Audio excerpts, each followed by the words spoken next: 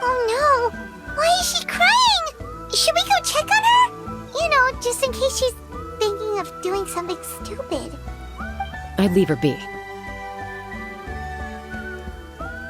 The warriors of the Flower Feather clan are a proud bunch who never show their vulnerability in public, even if they've gone wingless. Oh, Chaska? Good to see you again, Traveler and Paimon. Before we carry on, let's get a little further away before Koyer notices us.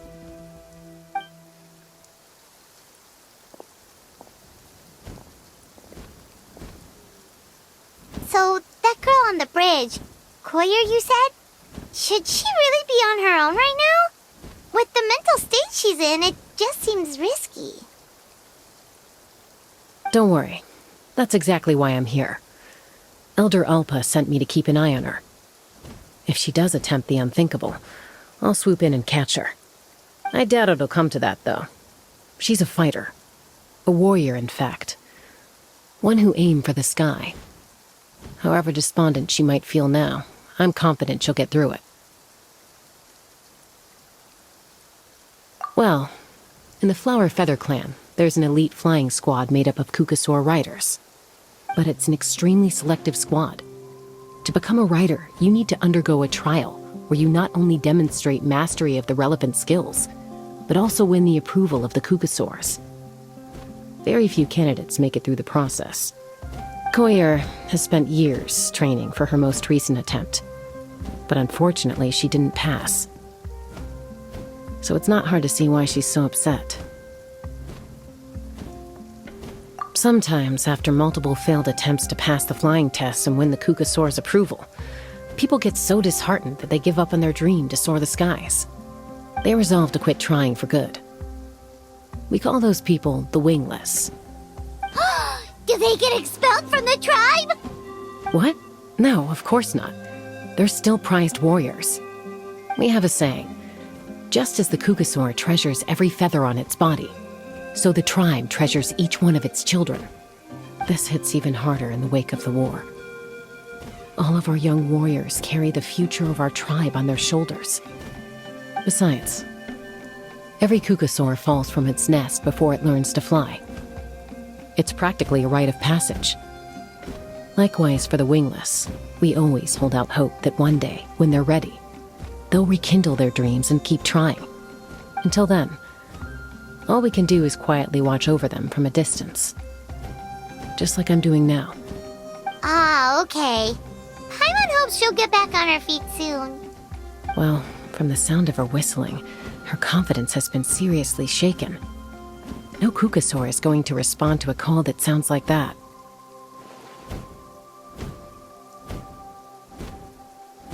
Yeah, people from my tribe call to their Saurian companions by whistling or blowing a horn. So it sounds like Koyer was trying to summon a Kukasaur to practice her flying. But the Kukasaurs are an even prouder bunch than our warriors. They would never respond to a lackluster whistle like that. First she failed the trial, and now she's struggling to even summon a Kukasaur. That's only going to hurt her confidence further.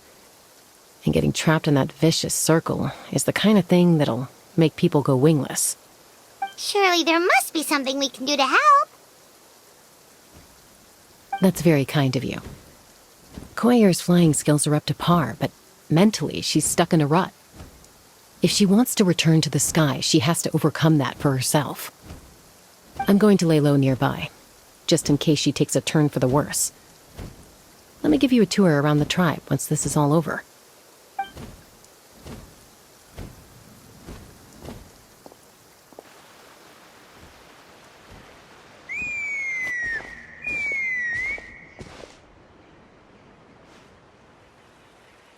Koyer still isn't giving up, even though Chaska said that she has to do this by herself. Paimon can't help feeling like maybe we can nudge her in the right direction. What if we could get a Kukasaur to fly up to her? That might give her the confidence boost she needs.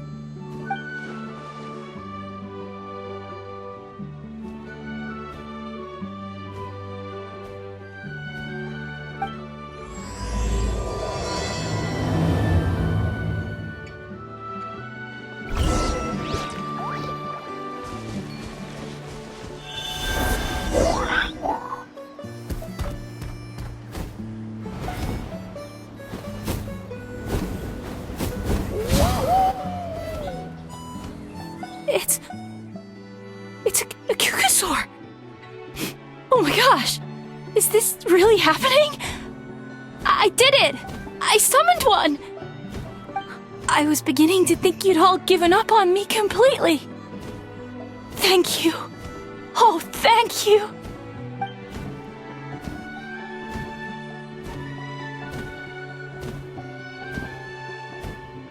Excuse me? Would you mind if we did some flying practice together? Right now? I think I know where I went wrong in the test now. I need to maintain a higher speed on my turns. So, I just gotta practice my bell tail slides and split S maneuvers.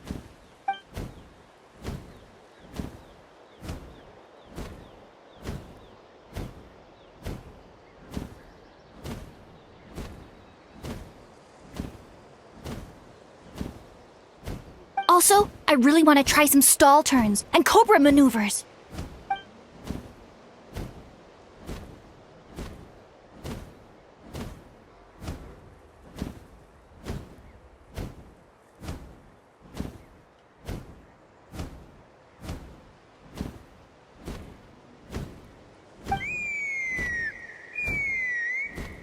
Huh? That sounded like a whistle. Is someone else trying to summon a Kukasaur?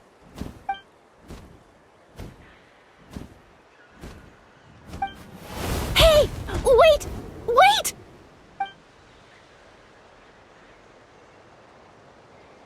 Do you think Koyer's feeling better now?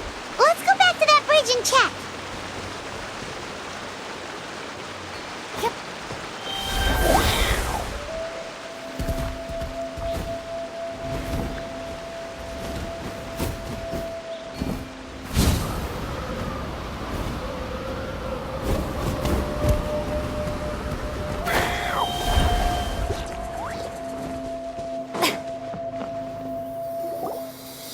Chaska!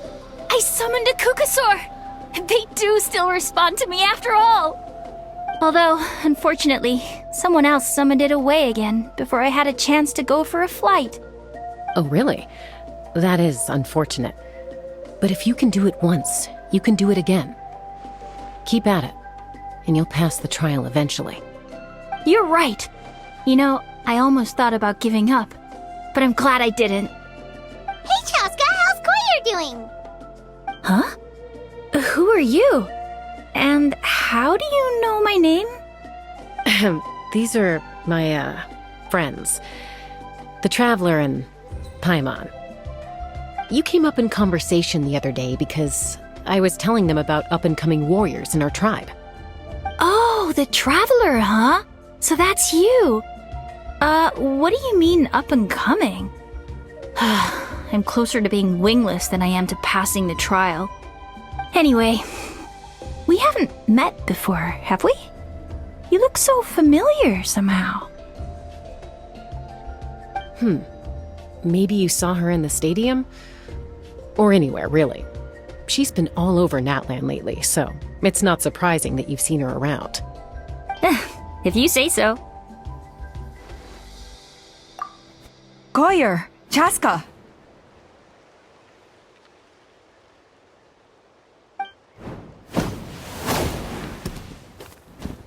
Here you are. I've been looking everywhere for you two.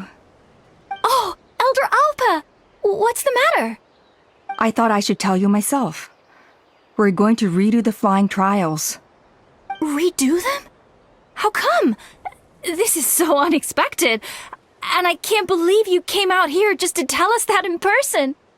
It's embarrassing to admit, but due to time constraints, we didn't do a proper inspection of the arena before the last round of trials began. Then we started to notice many candidates performing worse than expected. So we redid the inspection afterwards and found a number of issues which likely impacted candidate performance. This was entirely our mistake, and I apologize unreservedly. I know it doesn't make up for it, but I thought bringing you this message in person was the least I could do. Oh, okay. Chaska, these people you're with, are they the Traveler and Paimon? Huh? You've heard of us? I have indeed. gathering intel is an essential part of being a warrior. Plus, you've already made quite a name for yourself in that land. Actually, I've been meaning to invite you to enjoy our tribe's hospitality for some time. Hospitality? Oh, that includes food, right? Of course it does. If you let us host you, you'll be treated quite lavishly. Mighty warriors are highly revered in our tribe. Besides, we still owe you for your help during the war. Without you, we would have suffered far worse at the hands of the Abyss. So I like the chance to show you our gratitude on behalf of the whole tribe. Mighty warriors, plural? So Paimon gets too? Paimon's starting to like you a lot. That should go without saying.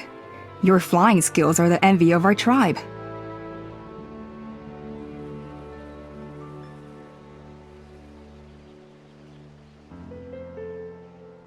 The Flower Feather clan seems like a really nice bunch of people. We definitely need to take her up on this offer.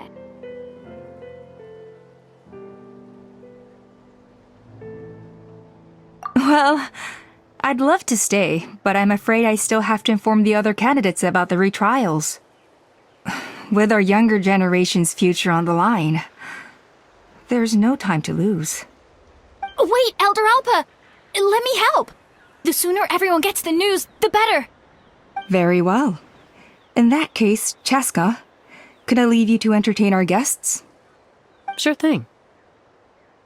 Okay, let's meet by the Obsidian Totem Pole later. Collier, let's get going. Okay.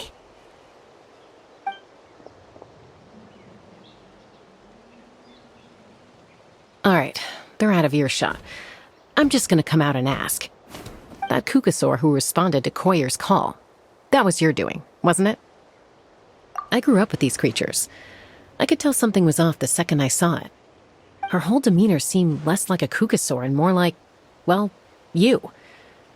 So I figure you must have been pulling the strings somehow. She looked very flustered when Koyer asked for a ride, so I whistled to give her a chance to escape. And judging by the look on your face, that was a welcome intervention, huh? It's all right. If you'd rather your hidden talents remain hidden, I respect that. I won't press you for answers, and I'll keep my speculations to myself. You're the kind of person I'd still trust even if you had superpowers. I know you'd use them for good. I think the ends justify the means in this case. She just lacked confidence, and you helped her resolve her internal conflict. If you hadn't intervened, I likely would have gotten my mom to help out instead. Although, having said that, there's a small chance she might have recognized her and seen through the whole thing. That would have done more harm than good.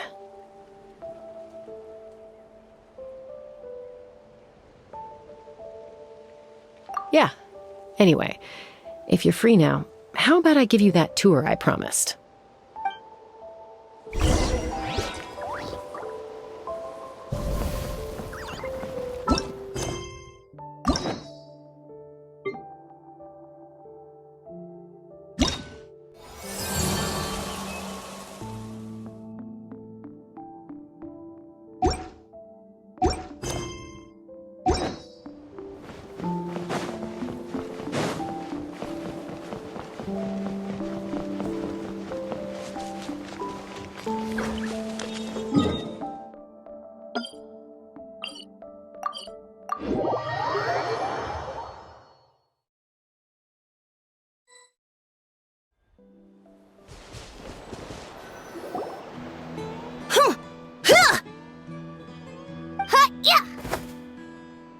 Ready?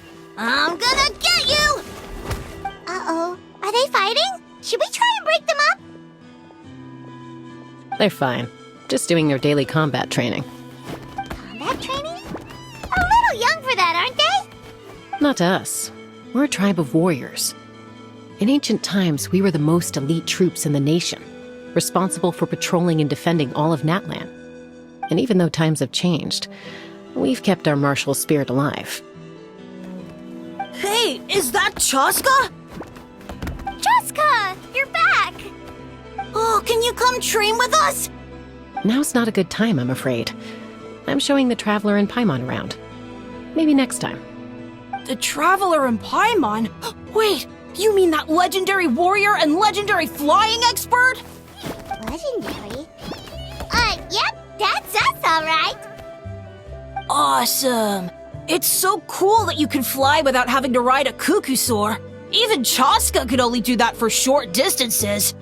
Miss Traveler, can you teach me some cool sword tricks? Oh, Miss Traveler! My family shop makes the best volcano cake! You gotta try it! Let's behave ourselves, everyone. These people are here as our guests. They're going to meet Elder Alpa in a few minutes anyway. Kotimi, instead of being jealous of other people's talents, why not work on developing your own? Kapak, there's no point in trying any cool sword tricks until you've mastered the basics. Have you done all your sword drills today? And Yatlan, easy does it, okay? Not every conversation has to turn into you plugging the family business. Okay.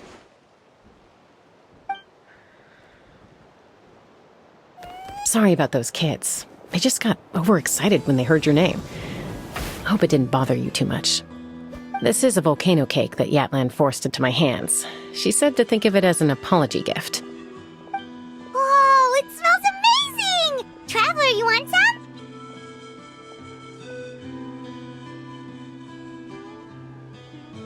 That's good. Yatlan will be thrilled.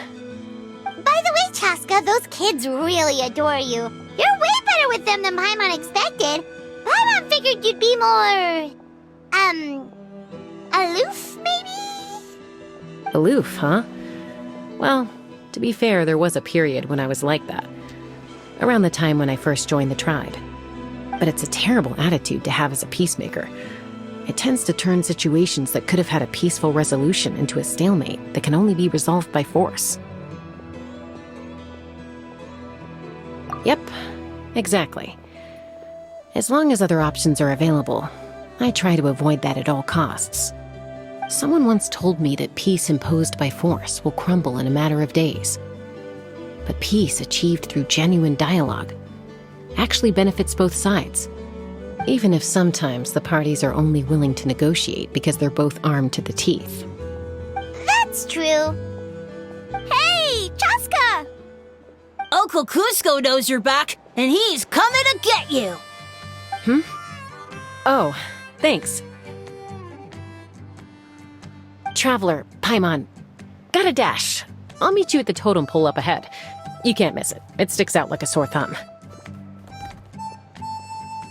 Wait, are you running away? First rule of conflict resolution? Grab the fan and run before the you-know-what hits. Trust Chaska to make even running away sound cool. Sorry about this. Just stall him for me, okay? I'll explain everything later.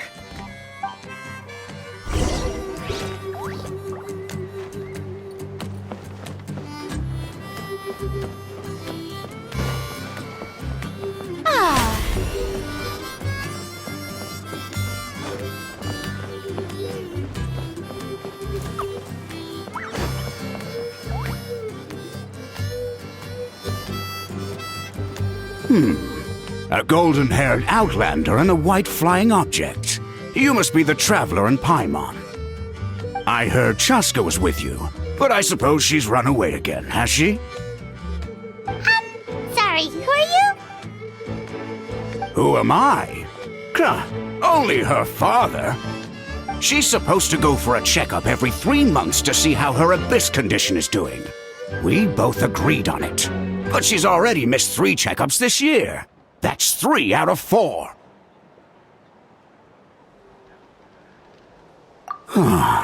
Yes. She got exposed to abyssal energy as a young child. Then her birth parents abandoned her. It's lucky those wild cuckosaurs found her when they did, or she wouldn't have made it. They took her under their wing and raised her as one of their own. Eventually, some riders out on patrol spotted her and brought her back to the tribe. But she was practically feral at that point. The moment you took your eyes off her, she'd be getting herself into a fight, or she'd run away to be with the Saurians. She seemed to prefer them to her own kind. She might as well have been a Saurian in human form. That must be the aloof period she mentioned, right? We later discovered that her exposure to the abyss had planted seeds of conflict in her heart. So, we started trying to bring it under control. But ultimately, she's the only one who can control it. Anyway, she's much more human these days. Yeah, don't worry about her. She seems pretty stable to Paimon. She's probably only avoiding the checkups because she thinks it'll stop you guys from worrying about her. Yes, I'm well aware of that. She knows she needs to be careful. If her condition ever took a turn for the worse, she wouldn't be brushing it aside like this.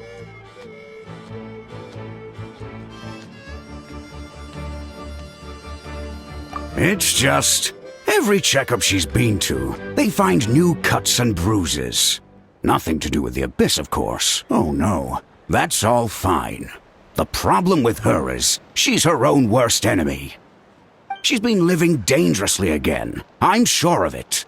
That's why she's avoiding the checkups. She wants to hide it from us. Yeah, Paimon can see her doing that. Oh. In the past, she always had Koichi to keep an eye on her.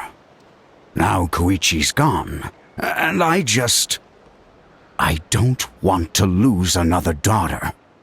Chaska's been increasingly reckless since Koichi passed. It's like she's trying to make up for it somehow. Next time you see her, please tell her to be careful for me. Even if she doesn't want to hear it. If she doesn't want to do these checkups anymore, that's fine. I just want her to stop putting herself in harm's way.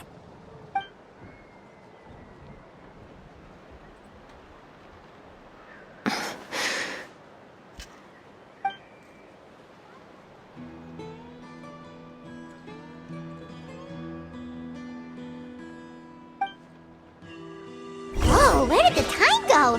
We should be back up with Chaska before it gets any later. To get to the totem pole, we need to head north, right? I'm sorry.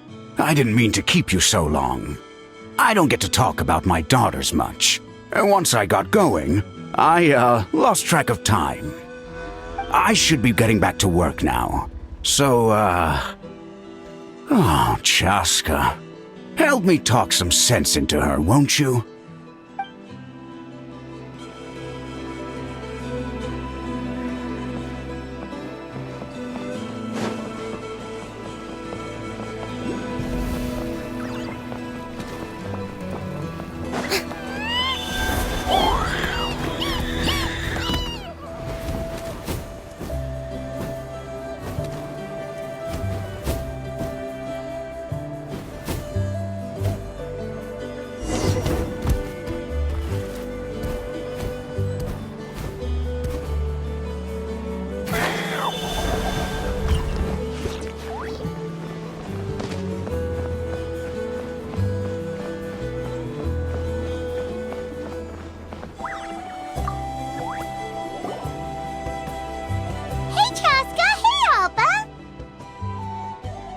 It's all right.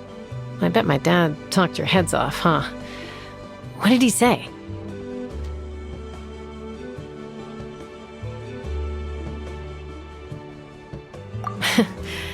I was sometimes a little impulsive back then. That's putting it mildly. The memories. It feels like it was only yesterday when we brought you back and had Cusco and his family take you in. Back then, no one imagined this feral child would grow up to be the strongest warrior of the Flower Feather clan. Huh? You were the one that brought Chaska back to the tribe? That's right. Elder Alpa was already a veteran rider by then. She spotted me while patrolling from the skies and tracked down my Kukasaur mom. Mom agreed it was time I tried to re-enter human society. But I didn't know the first thing about being civilized. I clashed with everyone who had to deal with me. And look at you now, renowned throughout the land as a peacemaker. How time flies. When the day comes that I can't fly anymore, it will be up to you to look after our tribe and our flying squad. You know me, though. I'm not a natural commander. I'm better off as a lone wolf on the front line. So stick it out at least a few more years, okay? Give Koyer and the others time to come into their own. Oh, stop. Wait, so isn't the leader just the strongest warrior in the tribe? At least Paimon figured that's how your tribe would work. Strength is certainly a core tenet in the Flower Feather clan. But strength means far more than martial prowess alone. If it all came down to individual strength, I'd struggle to call myself a warrior, let alone a member of the flying squad. Any fighter in the tribe could take me down. Well, sorry to disappoint you. It was something I aspired to at one point. So much so that I went adventuring in the Cinder City, Ashkanatlan, to try and prove myself. But it was foolish of me. I wasn't ready. I came back empty-handed and seriously injured. The fact that I survived was something, I suppose. But after that, I never seriously considered myself a strong fighter. And yet, you still managed to become the leader of the flying squad, thanks to your experience and determination. All while battling those old injuries. Don't you think that's a display of strength in its own right? Let's shelve this discussion for now. Traveler, Paimon, there are some simple refreshments on the table. Please help yourselves. Yes! Paimon was waiting for that part!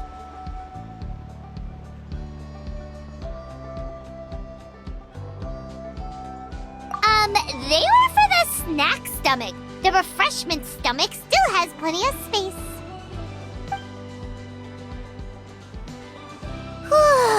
Paimon is so full.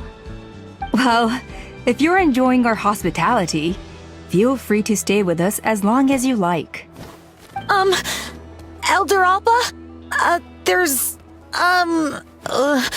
Something's come up.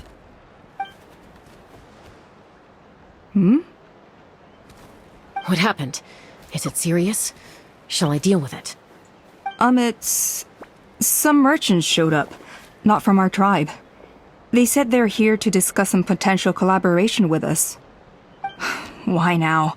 This is terrible timing. There are a few wingless that we haven't managed to reach yet, and we still haven't inspected the retrial arena. Let me handle the other errands while you meet with the merchants. You shouldn't be trying to do everything at your age. You should help too. Seems only fair after all that food we ate. Huh. Well, much obliged. Cheska, the remaining wingless are all people you know. Let's see. Pishika now manages the floating target balloons.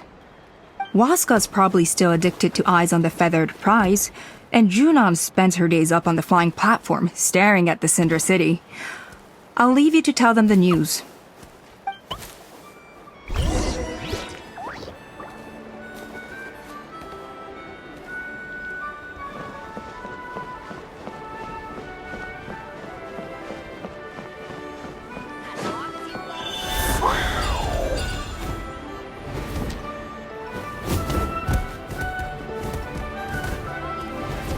Be prepared. Stay safe.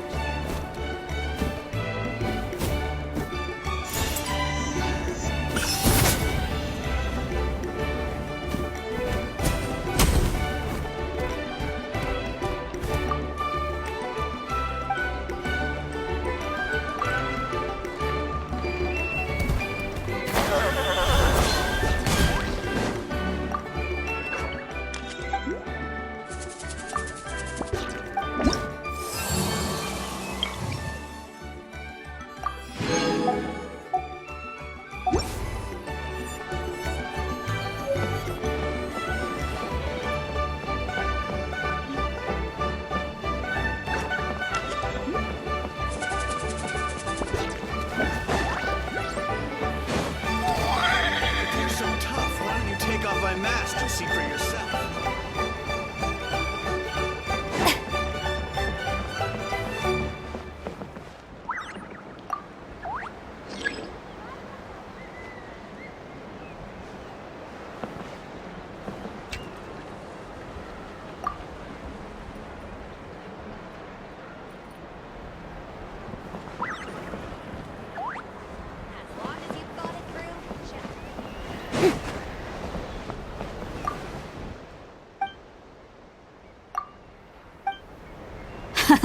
Let's go! In the Floating Target Balloons Challenge, you basically want to hit as many balloons as possible. But watch out, because it's a little dangerous. There are no railings around the edge. Ooh, looks like someone's an expert already. Since many of the Flower Feather clan have to fight while riding a Kukusaur, they have to be an excellent shot. That's why Floating Target... Well, you've impressed me, that's for sure. I think you might even have an edge on Mr. Pashika.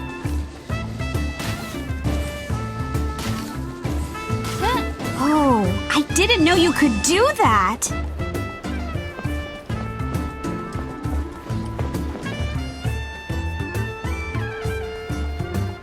Hey, look over there! Saibo flies by whenever we wave the flag.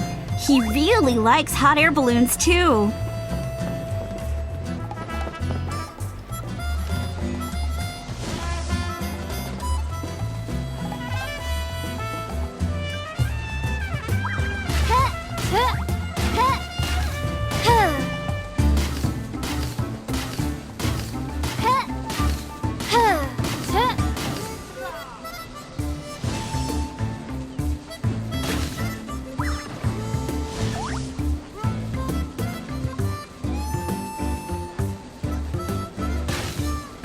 Whoa, that was some excellent shooting! Only the most skilled shooters in the tribe manage what you just did. I guess you must have a lot of combat experience under your belt.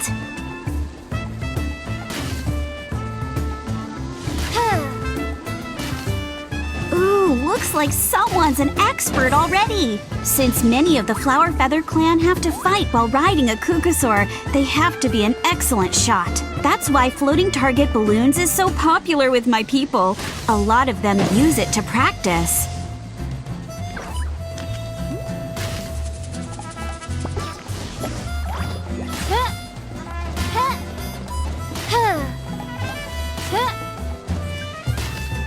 You can do it! The challenge is almost over. Keep going!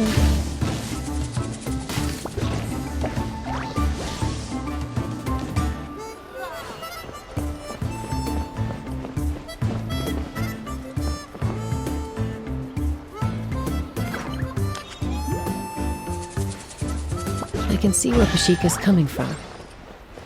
The view from up high really is spectacular. I don't usually notice, because I tend to just zoom along without taking in the scenery.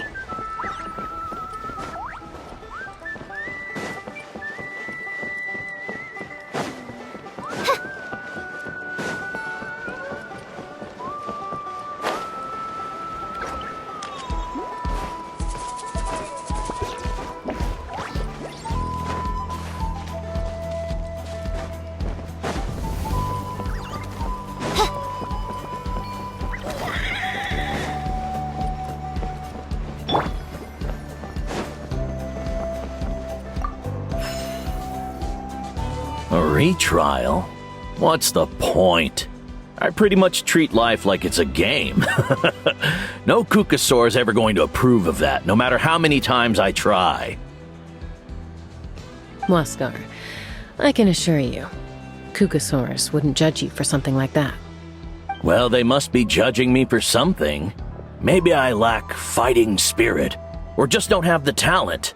Not everyone's a natural like you. Don't waste your time on me. You'll have better luck with the ones who still have their heads in the clouds. In the meantime, I think I'm going to treat myself to a few more games of Eyes on the Feathered Prize. Yeesh, there's wingless, then there's being a total lost cause. You used to be a fierce warrior, actually. But fighting spirit alone won't win you the Kukusaur's approval. Are all Kukusaurs so strict? The ones in Floating Target Balloons and Eyes on the Feathered Prize seem pretty chilled out. It's one thing to hang out and have fun, but quite another to take to the skies with a human life on your back. Giving a ride to someone who's unqualified endangers not only the rider, but also the Kukusaur themselves. If the rider makes a mistake, they both suffer the consequences. So we have a mutual understanding with the Kukusaurs. If someone isn't up to standard, we have to reject them. Even if it means breaking their hearts.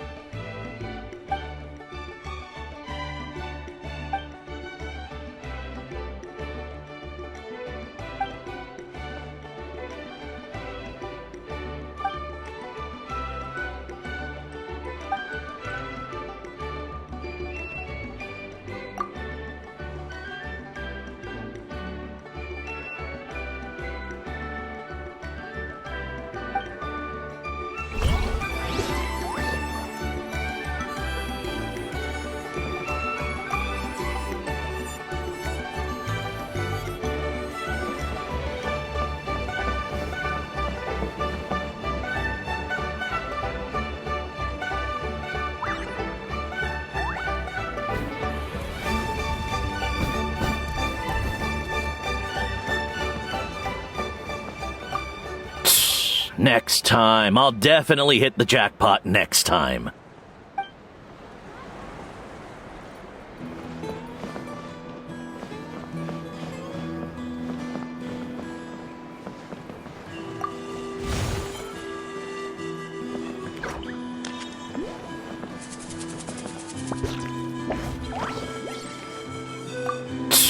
Ne-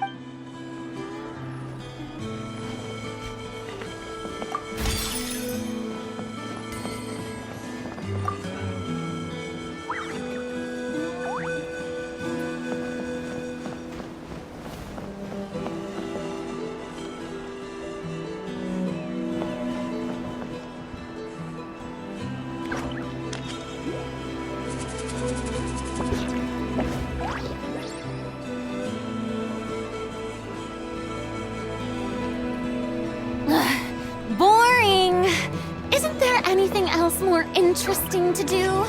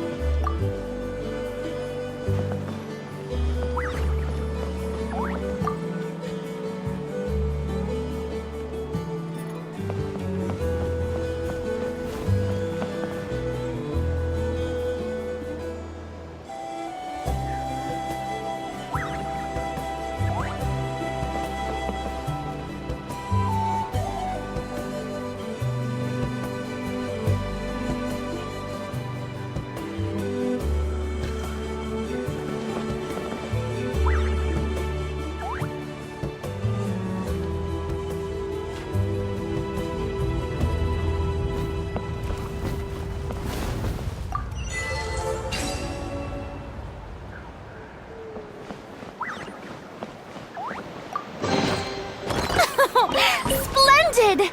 More interesting trinkets for me.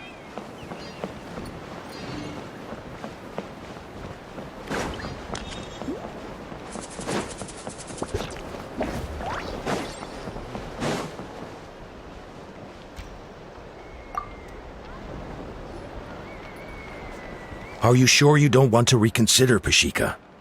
I appreciate it, boss. But honestly, I'm pretty happy with my life nowadays.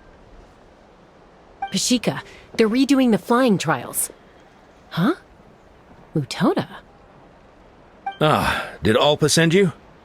I was just telling Pashika the news, actually. The way things are with the tribe these days? I mean, you don't need me to tell you. This here is no future for a seasoned warrior like you. Ah, come on, boss. Do you have any idea how long it's been? I've been wingless for years now. I'm not cut out for that anymore. Of course, I'll do my part if we ever need to defend the tribe. But there's really no point in me trying out for the flying squad now. I've already made my peace with it. Not everyone has what it takes to return to the sky after going wingless. Elda Alpa's perseverance is something else. And it's okay if I'm not destined for greatness. I might not have the Kukasaur's approval, but with my hot air balloons, I can still reach the skies. Handling these balloons every day, seeing how the customers react, the looks on their faces, that's enough for me. Finding something you love doing can be just as hard as passing the flying trial. It's worth holding on to. Fair enough. It's your choice. I won't force you. Oh, by the way, you should try taking a balloon ride if you've got the time. Once you've been up there for yourself, you'll see why I love it so much.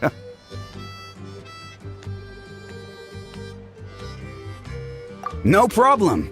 If you ever want to give it a try, you know where to find me.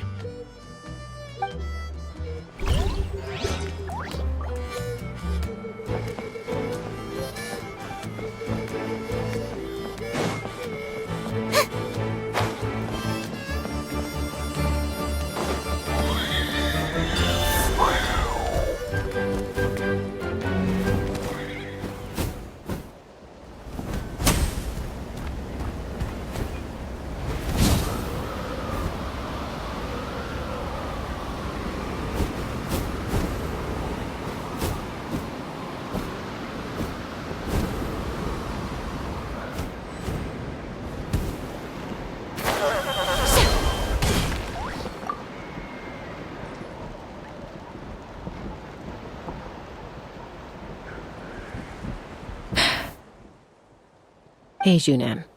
Gazing out at Ochkanatlan again, huh? Chaska? What are you doing here? Is something up? The flying squad is hosting retrials again soon.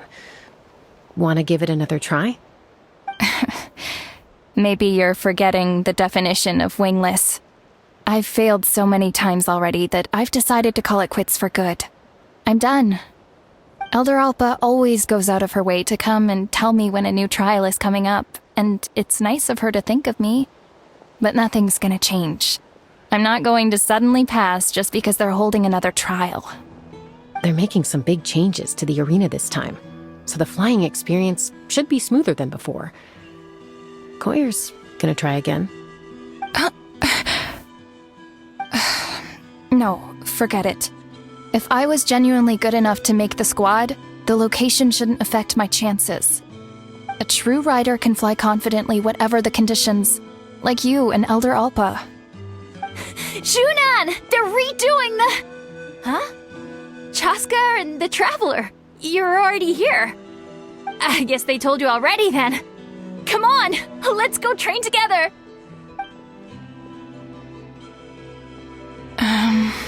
I'm gonna sit this one out. What? Why? But you've always looked up to Elder Alpa. She went wingless after her injury and spent years drifting, but even she came back and made it in the end. If she can do it, why can't you? I mean, I don't have that kind of perseverance. And besides, the last thing I want to do is fail in front of her yet again. Oh, come on. You know you don't need to worry about that. Alright, well, how about we just treat this as you being my mentor? Then will you train with me? I mean... Enough umming and ahhing. Let's just get up in the air and figure it out as we go. Wait! Hold on, slow down! I can't keep up! Well, that's one way to do it. They've been best friends since they were kids. If anyone knows how to get Junan out of a rut, it's Koyer. You helped Koyer deal with her internal conflict, and now she's done the same for someone else. You know, people often talk about how one conflict leads to another and so on. But sometimes in life, things spiral in a good direction instead.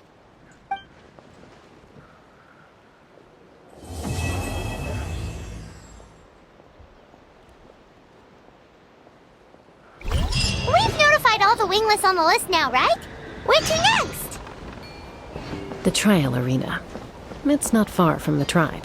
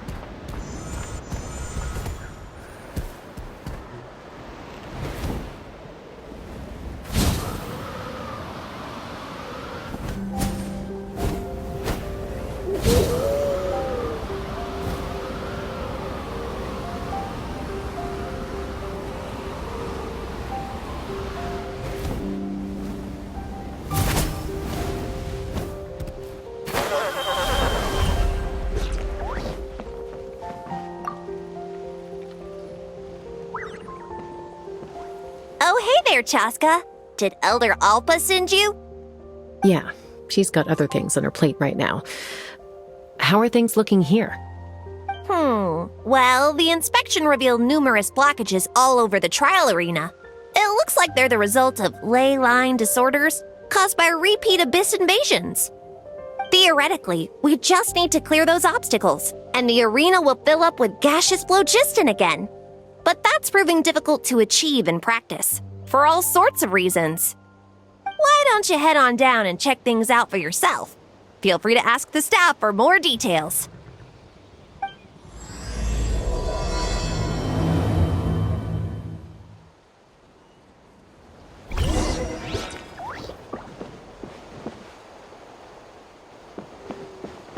Take me up!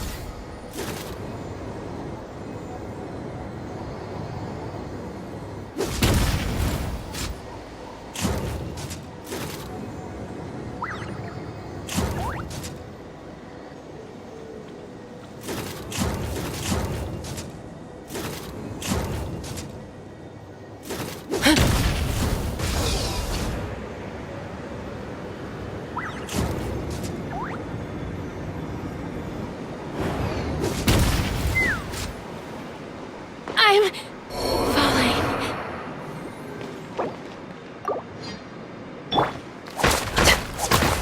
Yeah. Ha!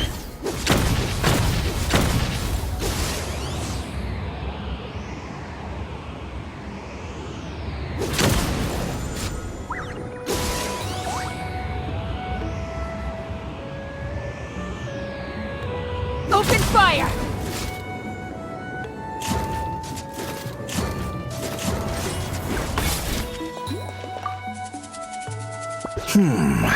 I think it should be possible to clear this spout with just a few hard hits. But there are signs of strange life in here. Meddling with it might be dangerous.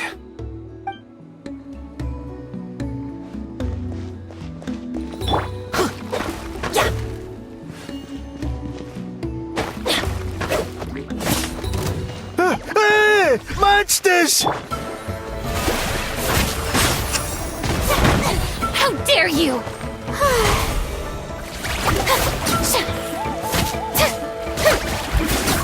I'm going in!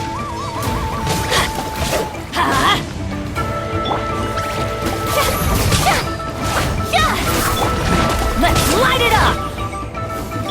By royal decree! Stay free. Strike a pose! I thought I was done for. Oh, this spout should be good now. Thank you very much.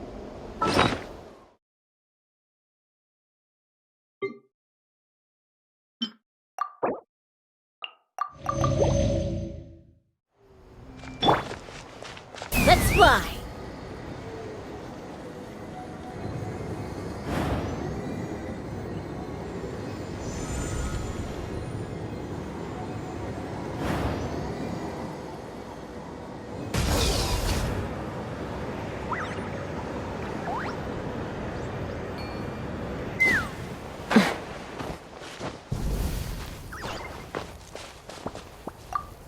How strange.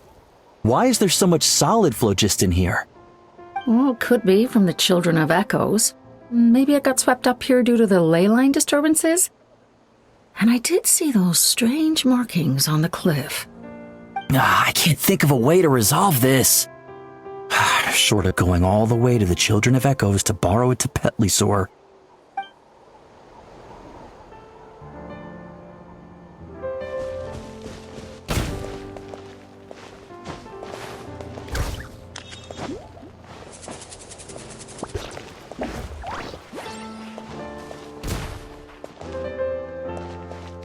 Mama!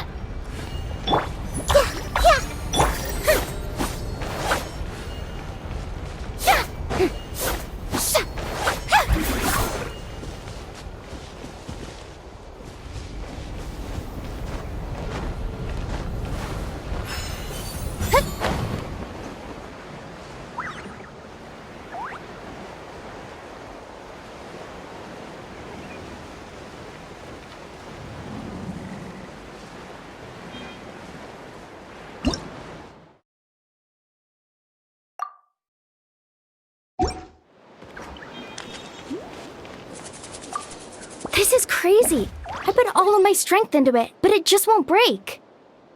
Maybe Inkanak was right after all. If a stable structure is formed inside the solid phlogiston, I'll need to hit all the weak spots. But how am I supposed to do that?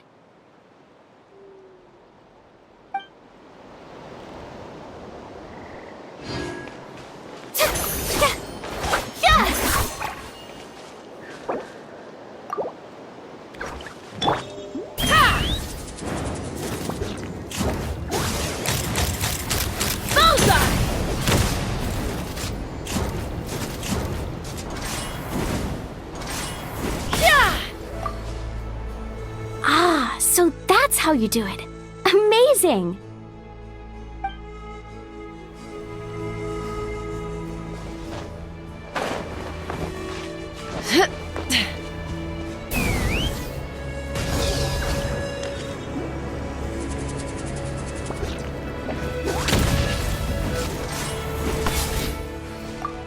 Whoa! Did you see that?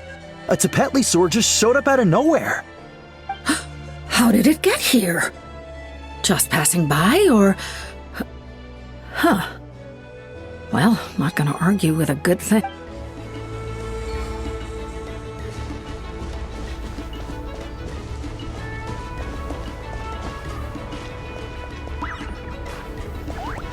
Let's fly!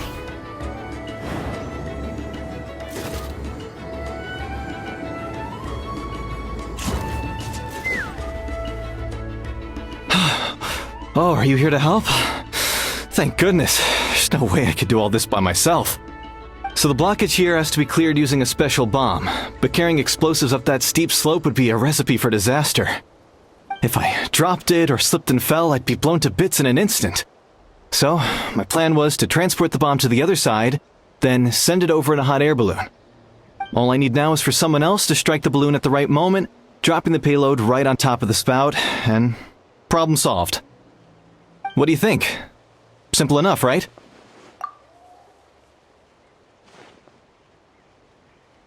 Huh? Oh, that one. No, I've got no idea who that belongs to. Or how they got it up so high. I just wish I could fly up there and check out what kind of tech they're using. Ah, well. Getting the trial arena back in order is more important. I'll head over and set up now. Let me know when you're ready.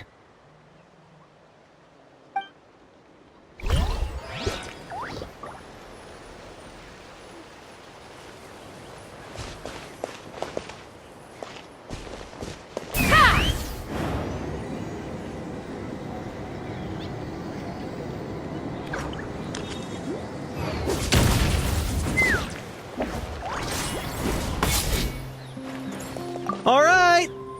Get ready!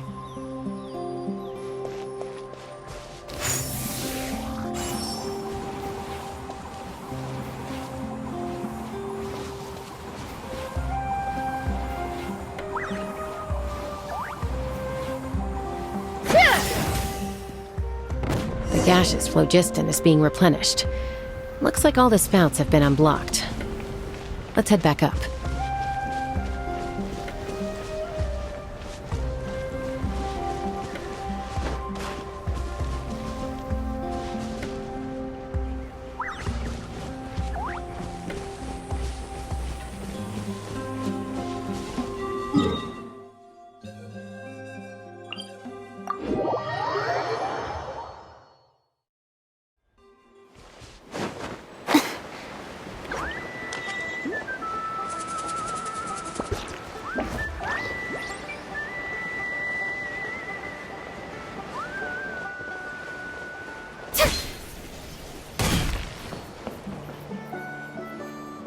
Wow, you took care of everything in no time at all.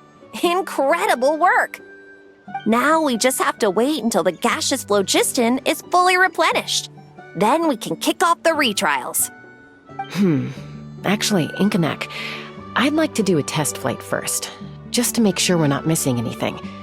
Could you arrange that for me? Huh? But you only just finished getting the arena ready. There could still be other hazards we're unaware of. All the more reason to have me test it out.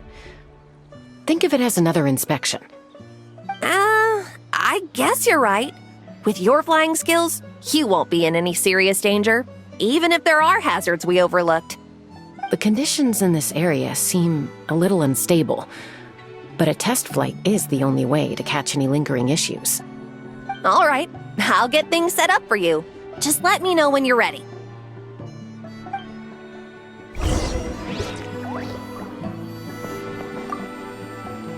Are you ready? This should be a piece of cake for Chaska, but still, try to be careful. All right, then spread your wings and fly.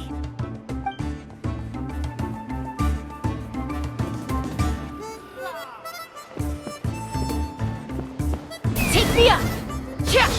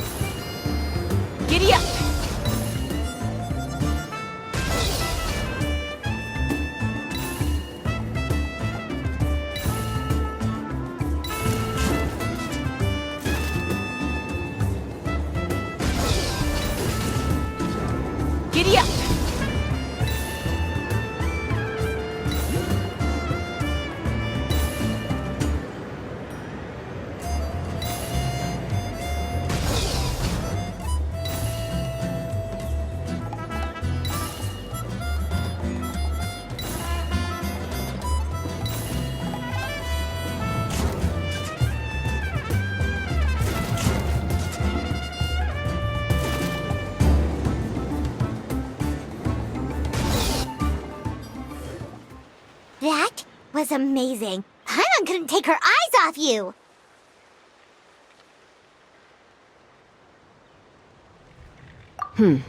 No, nothing major. Give it a few days, and we should be able to conduct the trials. Help! Help me! You're from the Flower Feather clan, right? Please, come quick, you've got to help us! Catch your breath first. What's the situation?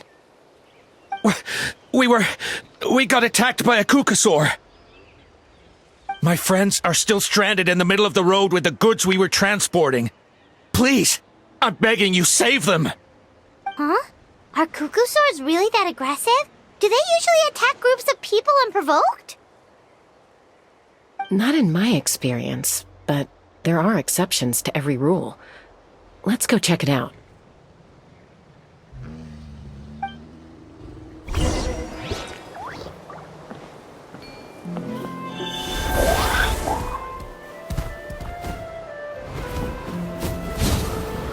Ouch! I've never seen such an aggressive Kukusaur.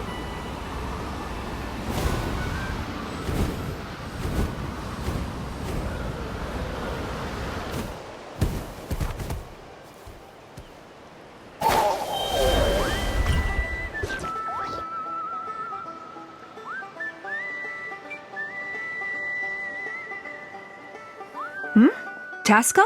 Traveler? This is a surprise. Elder Alpa? Huh. So, where's this aggressive Kukusaur we've heard about? Already flew away. Looks like it backed off once it realized that reinforcements were coming. So why do you think it attacked these people in the first place? Was it after the food? No. These merchants are even transporting food. Ah! Thank goodness! The phlogiston wings are intact! Phlogiston wings. Thank you so much for coming to our rescue. These phlogiston wings are our most prized goods. If anything happened to them, it would ruin us. Wait a minute. Are you the merchants that were looking to collaborate with us? Wormy told me about you. Yeah, that's us. So I take it you're Elder Alpa? I am. You must be exhausted from your journey, not to mention shaking up from the attack. Let me bring you back to our tribe to rest. We can talk business after you've recovered. But Elder Alpa, what about the Kukusaur attack? Well, our guests here weren't seriously injured, and their goods are intact. Perhaps that Kukusaur was just having a bad day. There are so many of them around here. You'd expect something like this every once in a while. I don't think we need to pursue it any further. More importantly, how are the preparations for the flying trials going? Is everything in order over at the arena? Huh? Did you say flying trials? What a coincidence! Sounds like a perfect use case for our phlogiston wings. You'll be pleasantly surprised by what they can do. Oh, really? Now I'm intrigued. Well then, let's forget all about this Kukusaur attack for now. We have some serious business to discuss.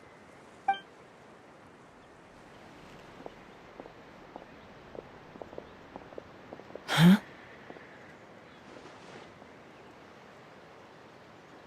So that's it?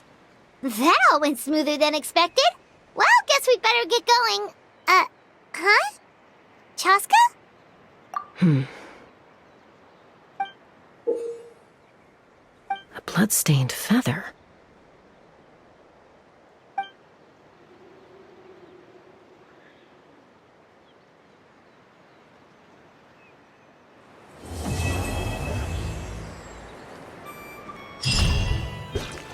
The Flower Feather Clan should be about ready to hold the new flying trials by now. Let's go check it out!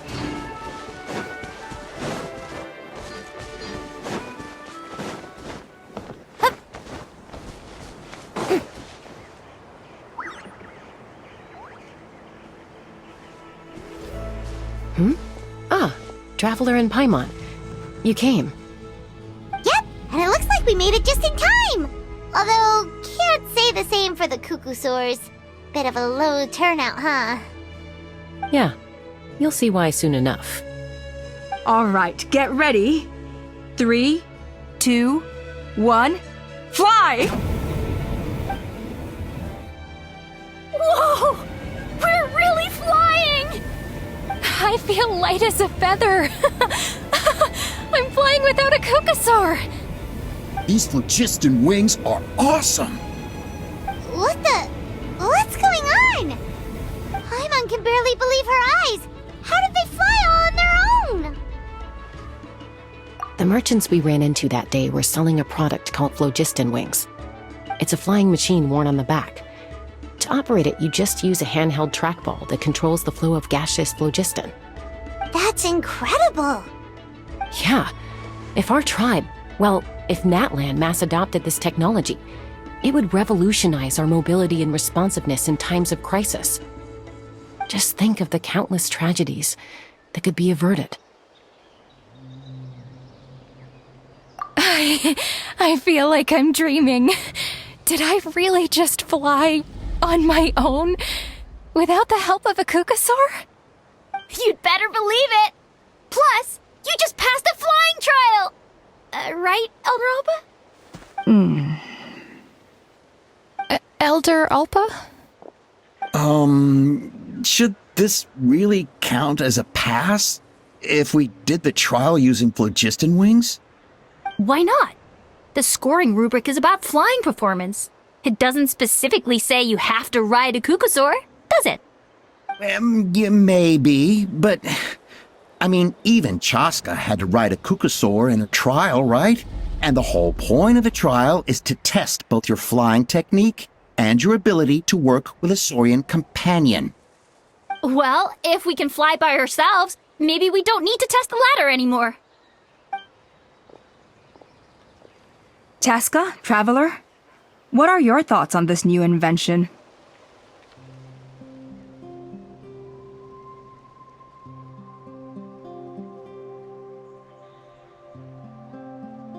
Right? That's what I think too. I agree that they have strategic value, but I don't think it makes any sense to evaluate candidates by the current testing standards if they're using phlogiston wings. Why?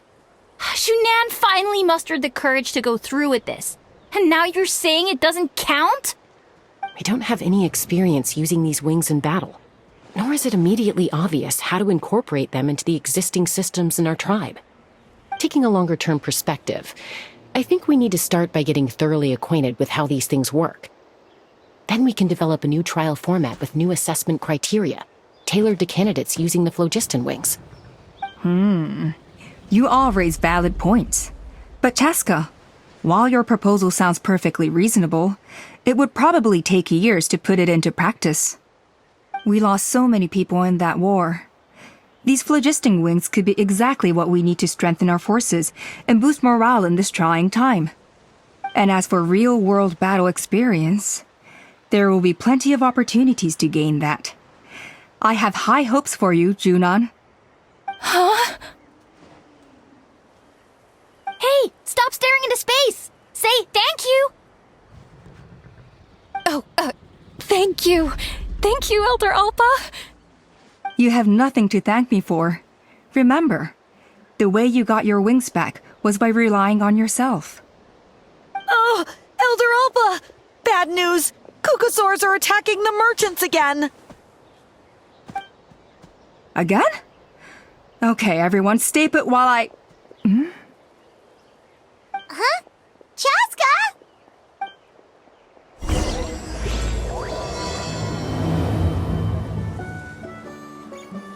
Why did Chaska rush off like that?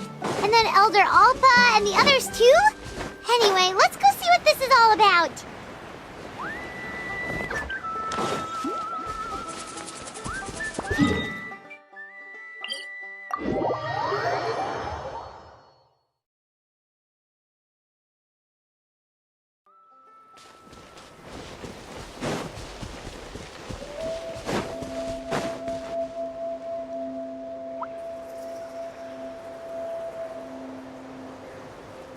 Oh, it's back! It found us again! Run! Get out of here!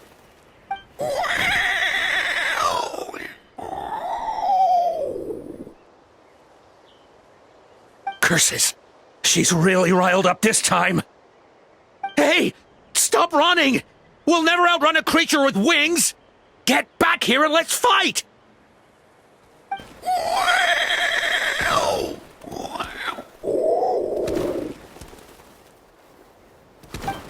Stop! All of you!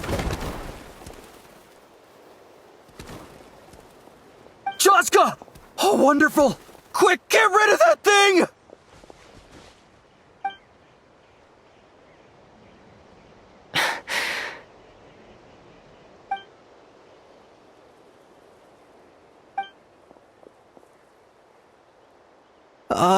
What's going on? Why isn't she doing anything? So it really is you. Sister. Wait, sister? That Kukusaur is Chaska's sister?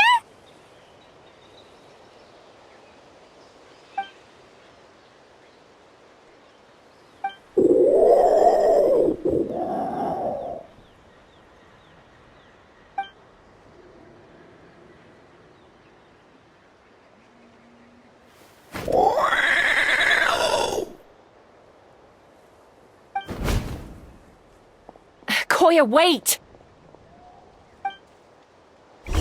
Is Chaska gonna be okay? Should we go check on her? Is everyone all right? We're okay. No serious injuries. Thank goodness you all got here just in time.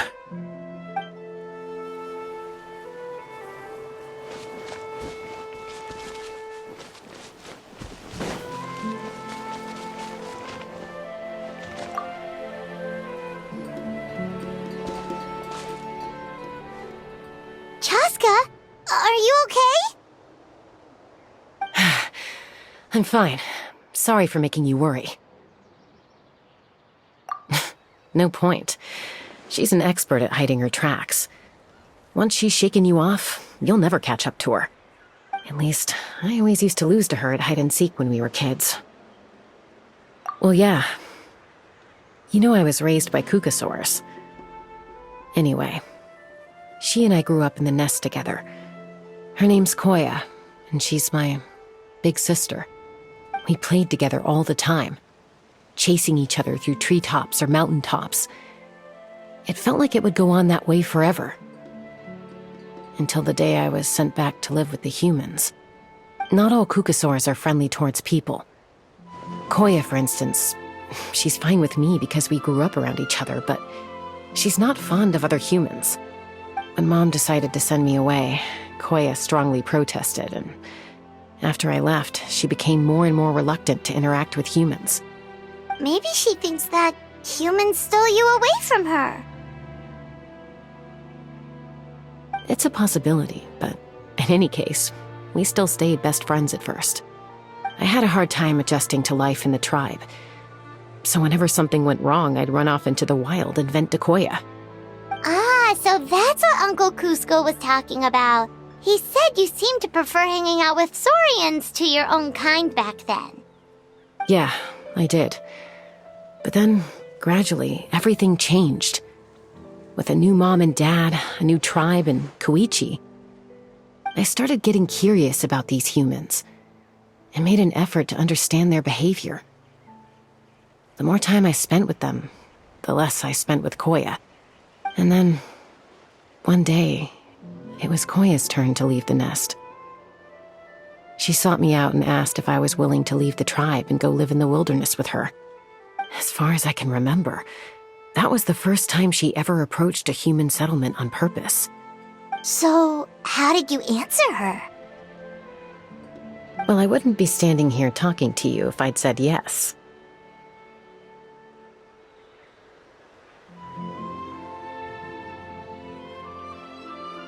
No, I was torn. On the one hand, I'd already made up my mind to embrace my new family and accept my human identity. But I also knew that Koya wasn't a fan of humans, and I didn't want to disappoint her. She took my hesitation as an answer. She saw it as a personal betrayal, threw a huge fit, and then flew off. We hadn't seen each other since, well, until today. Not for a lack of trying, though. I tried asking Mom where Koya's new nest was so I could talk things out with her. But Koya had already asked Mom not to tell me where she'd moved to. It must be hard for Mom, being stuck between her two daughters. So I didn't press the issue. And I didn't go looking for her. If things carry on like this, I need to make sure I find her before anyone else, even if she doesn't want to see me. For now, let's bring the wounded back to the tribe, and see what Mutota and Elder Alba have in mind.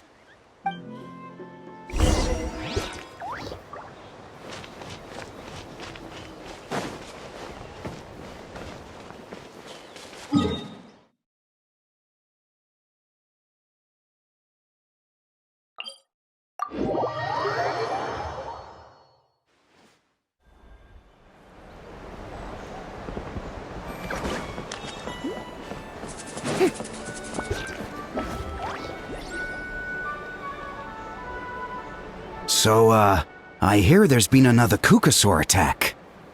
Ha! I knew it! They're wild animals, and they can't be trusted. Hey, show a little respect. The Kukasaurs are our partners. Maybe in the flying squad, but they don't give a hoot about the rest of us. Well, now that we have the phlogiston wings, do we even need the Kukasaurs anymore? Are you kidding? How are we supposed to protect our tribe without them? I didn't mean it like that. Huh? Protect our tribe? Or are you just scared that your precious flying squad will lose its prestigious position? You take that back! Things are changing so quickly. Chaska, there's a conflict emerging there. Aren't you going to nip it in the bud? The whole tribe's talking about this now. Breaking up a single fight won't solve anything. The real source of conflict here is the phlogiston wings, and what happened with Koya. On any other day, people would just brush this attack aside. After all, clashes between wild Kukasaurs and humans are no more common than those between people. But now that the phlogiston wings have entered the equation, it's sparked a debate over whether our tribe needs the Kukasaurs at all. I worry that we risk repeating the mistakes of the Cinder City. Back then, Lord Ochkon's hatred of the Saurians nearly destroyed the peace forged by the Pyro Archon. Chaska, to prevent things from deteriorating further, I'd like to task you with restoring peace to the tribe. I will. Traveler, you've already done so much for Natlan, and the Flower Feather clan has no right to ask more of you. But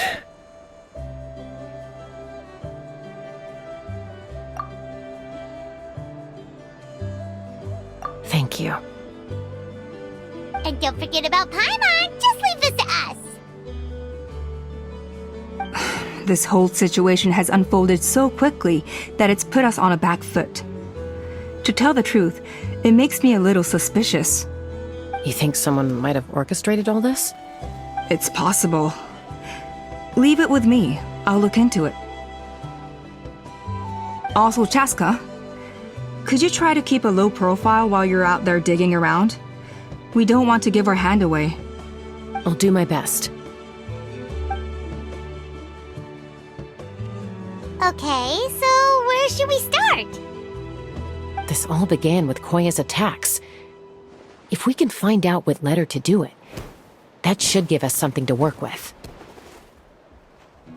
Unlikely. Given how she reacted when I showed up, I don't think she's forgiven me. If you want to resolve a conflict through dialogue, sometimes you need a third-party facilitator. Let's go see my mom.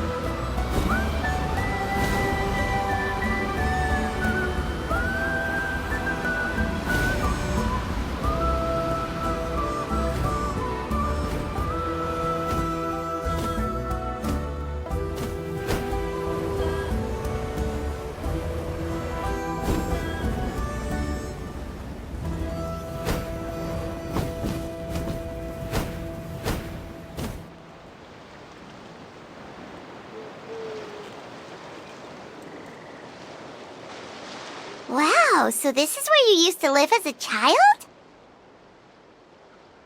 Mm-hmm. When I was little, we used to do this thing where I'd jump from the top of this tree, and Koya would fly over from the platform and catch me in midair. Or sometimes we'd both fly from the treetop together, and then after some aerial maneuvering, she'd throw me up onto that platform. After we got a bit older, we went to the nearby shores looking for even greater heights. Stop! You're gonna give Paimon a heart attack! Oh, really? I just thought it made a fun story. Then I'll share more with you when there's time. Anyway, back to the matter at hand.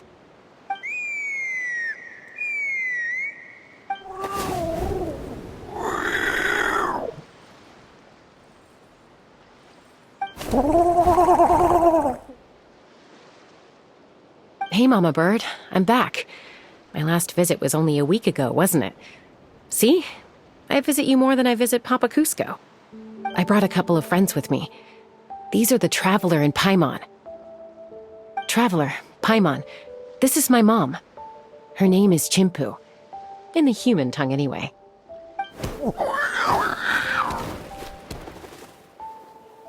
Hi! No, not really. I don't speak it as such, but I can sort of get the gist. Although only with Mom and Koya, since I spent my formative years with them. Even then, it's basically a best guess based on their sounds, body language, and expressions. Seems to work about 9 times out of 10, anyway. As for whether Mom understands me, I can't always tell. But somehow we still manage to communicate. Call it the family bond, I guess.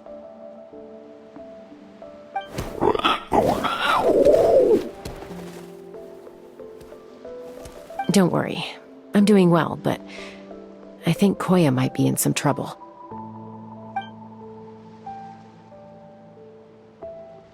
I know she's never been a fan of humans, but she's never deliberately attacked them before either. What's behind this sudden change? Does, Auntie Chimpu know anything? Doesn't look like it. Koya hasn't visited her in a long time. Then, could you please tell me where she's living nowadays? I really need to talk to her. If this animosity between her and the tribe continues, then the next time there's an incident, I don't know if I'll make it there in time.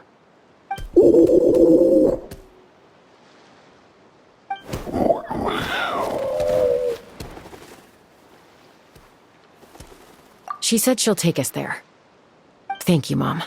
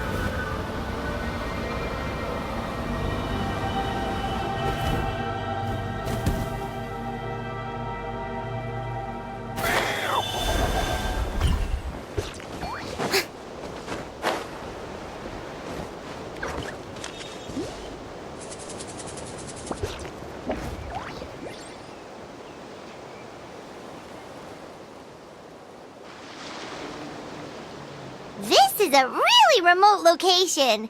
Because she was trying to get as far away from humans as possible.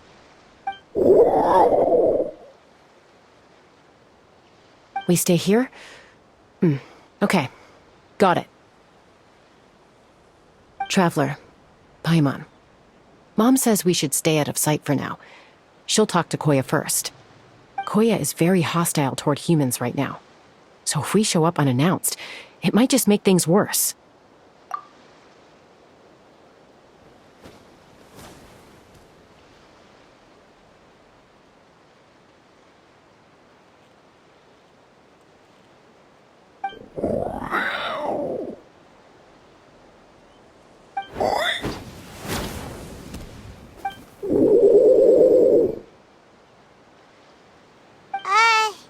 Any idea what they're saying? Sounds like things are more complicated than I imagined. There's evidence in this area suggesting that Koya might have been the victim of a human attack.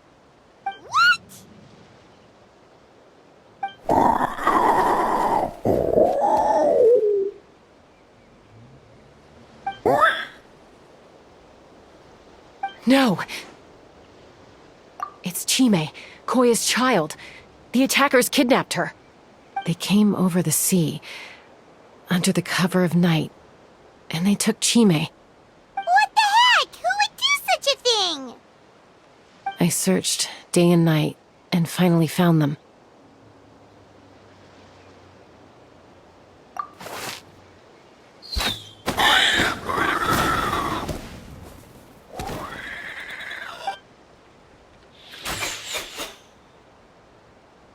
Oh, yeah! T'Pol's contraption is working like a charm! Got her in one! Hey, there's another one! Wait, is that the one that got away last time? Who cares? Just get them all! T'Pol pays us per catch!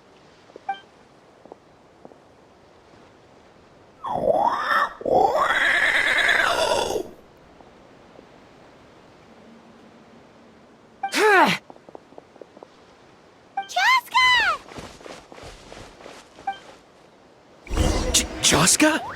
How do you get here? Quick, stop her! Don't you even think about running away!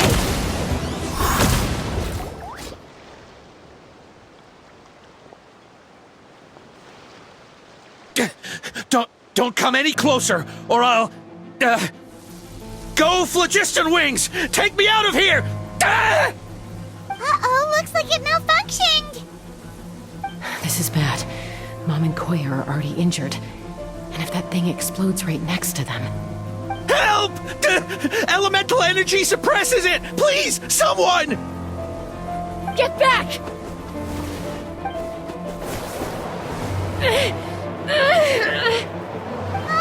It's still going! And it's getting worse! Guess we need a more permanent solution. All right then.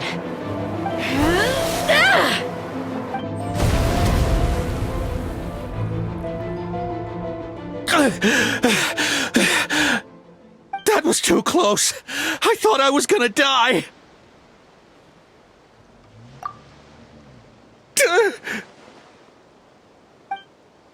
Answer us honestly. Were you the ones who attacked Koya before?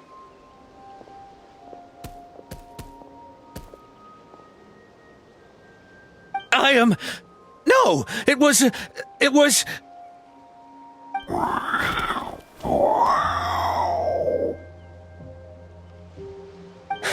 Well, she says it was you. Just tell me, who sent you here? It was T'Pol. He told us to catch all the wild Kukasaurs we can find. And he also said that this Kukasaur has become a thorn in his side, so it needs dealing with urgently. T'Pol? Huh. Sounds familiar. But where from? Well, he tends to send his orders in writing. He pretty much never communicates with us in person. When he does, he wears a mask to hide his face.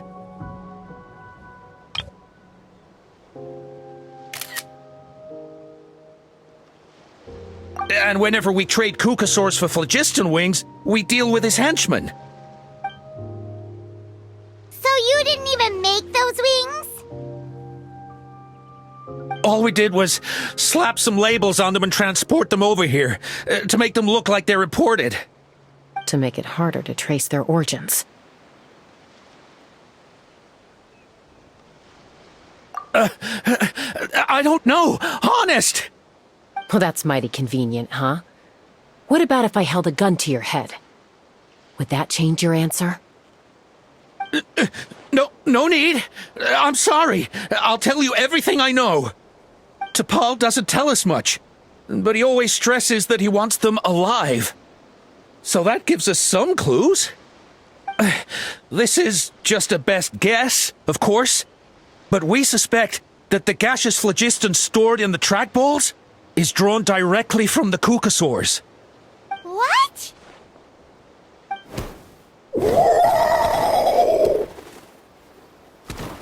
Easy now. You're still injured. Hey, keep talking. Yes, ma'am. So, the gaseous phlogiston has to be highly refined in order to power the phlogiston wings. The slightest imperfection can have disastrous consequences, as you just witnessed. But the Kukasaurs have a natural ability to process gaseous phlogiston. So, if you use them as an intermediary, then...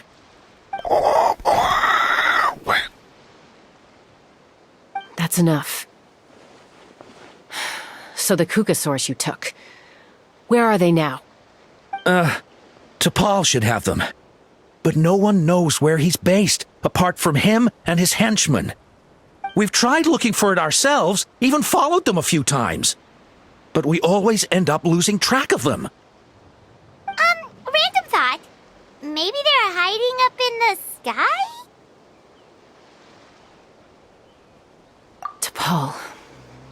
T'Pol. I'm sure I've heard that name. Maybe it was... Chaska! Traveler!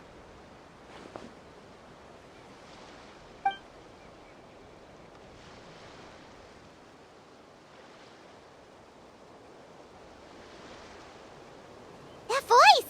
It's Alpa!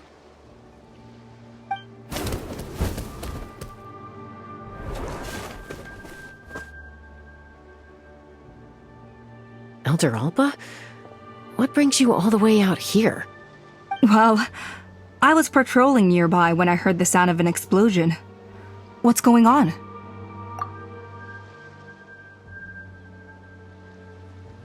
I don't believe it. Elder Alpa, does the name T'Pol ring a bell to you? I feel like I've seen it written down before. Maybe in a list of candidates for the flying trials? Huh? So he's a member of your tribe then? No. If he was a member of the Flower Feather clan, I'd definitely know him.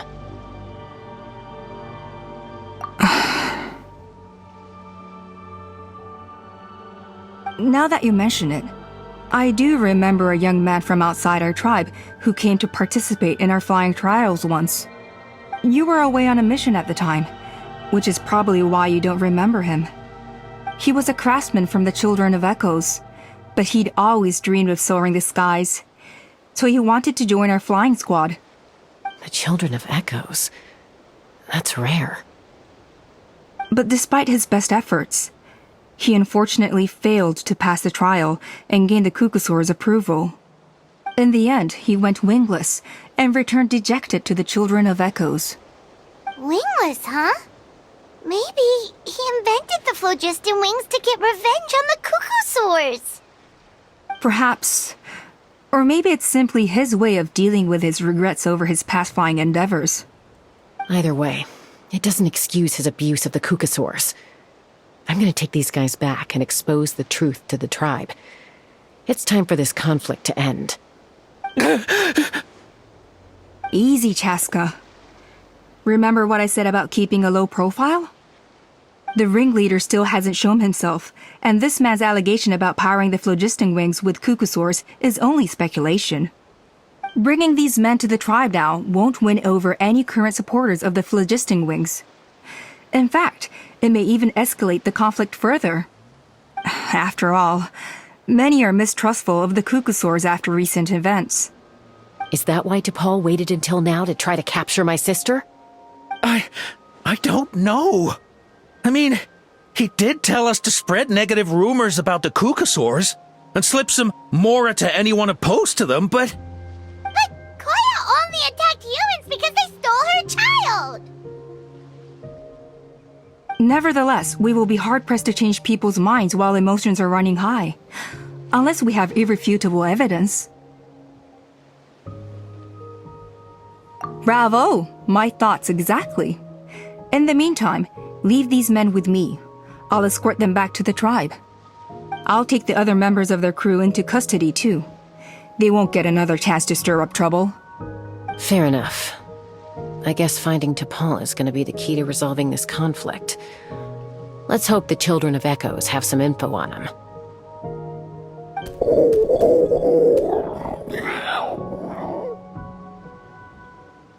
Sorry, whatever it is, it'll have to wait till this is all blown over. I have to fix this situation before it spirals out of control.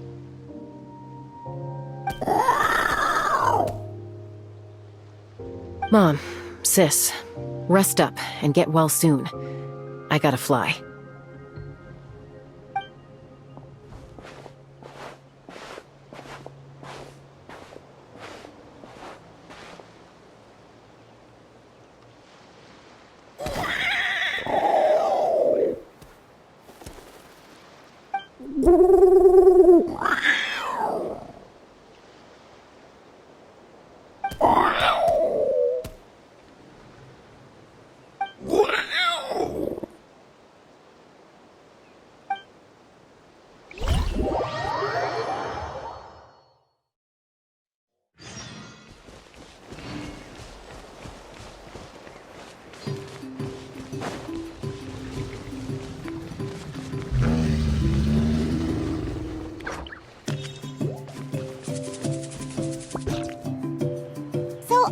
Says that T'Pol's from the Children of Echoes. But how do we track him down? Just ask around until we find him? Let's start by talking to someone we know. It'll be faster that way. At this time and place, I'll bet the easiest person to find is... Wakey, wakey, Shilonen! Oh, it's you. Okay, give me a second. I'll come down.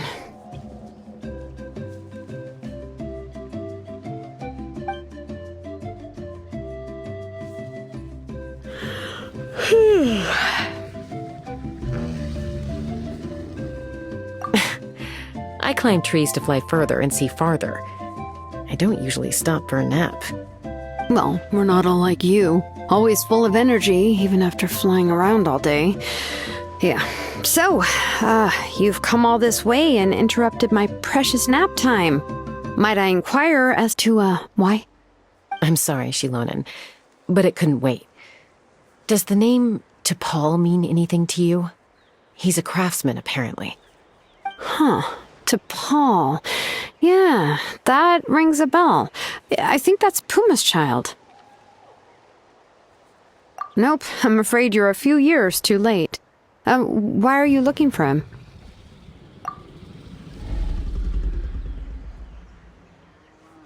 Huh, phlogiston wings. Wow, okay. The kid actually pulled it off. Well, looks like, no more rest for me today. Pulled it off?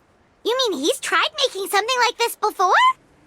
Yeah, he started trying to build a flying machine right after he got back from the Flower Feather clan. So right after he went wingless, then. Was this flying machine anything like the gun you made me?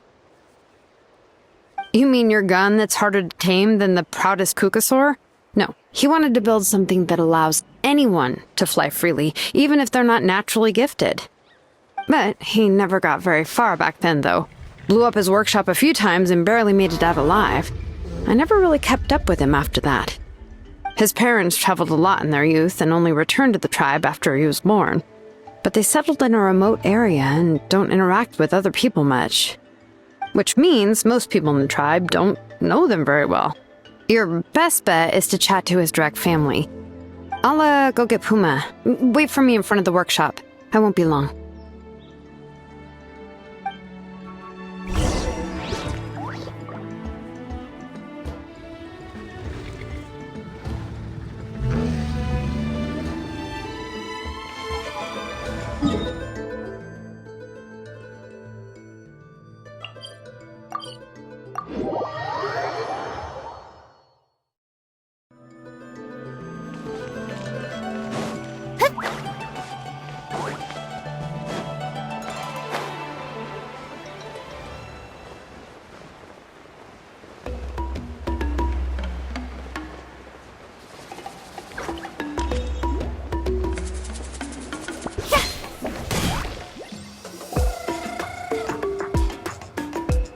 I'm back. Allow me to introduce to Paul's mother, Puma. Hello, Oh, save the pleasantries. I don't want to spend any longer talking about that boy than I have to. Huh? I disowned him long ago. He is no child of mine. All he cared about was his pipe dream of reaching the sky. Oh, we tried to talk sense into him, but he was obsessed. And then when he left us, he spouted some nonsense about building a workshop in the sky to avoid the constant criticism of us ground dwellers. He left his notebook behind. Whatever questions you have, you can look for them in there. I am done talking about him. He's no son of mine. He never called me Mom anyhow.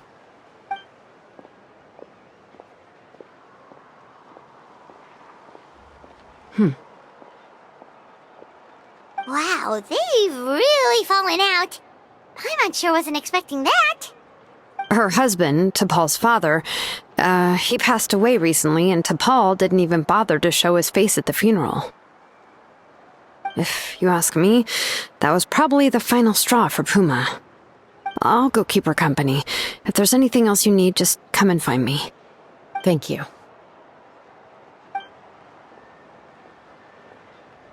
Okay, so this notebook is the only lead we got now, right? What's in there?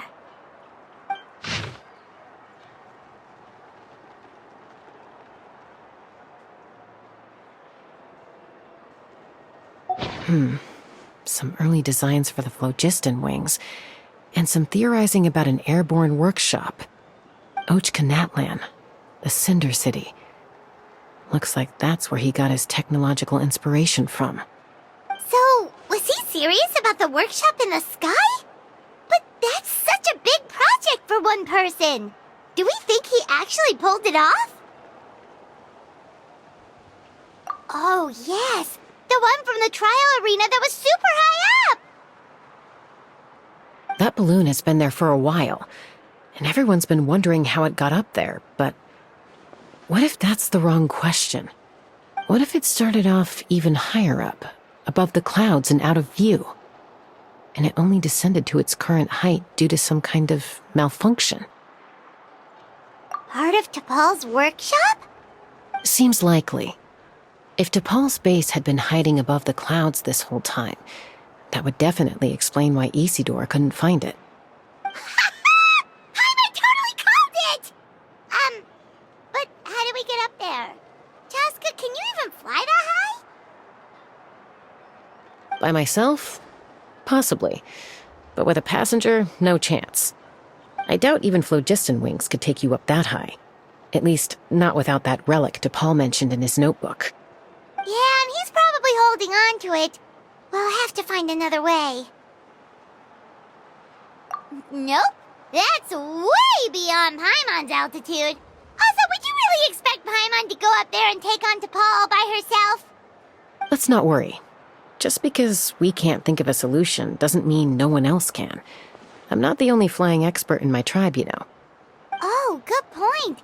We should go ask Elder Alpa. And Mutoda.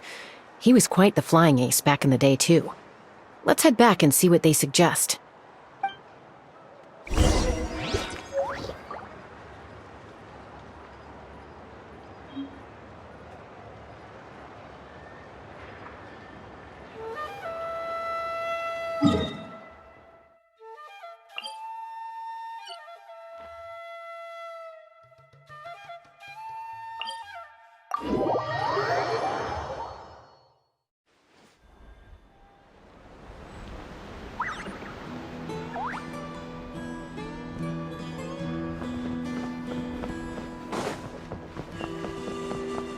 No more Kukasaurs.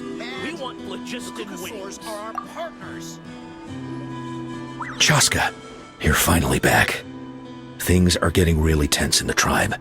Have you made any headway with your investigation? Some people even think we arrested the merchants just to support the flying squad and crack down on the phlogiston wings.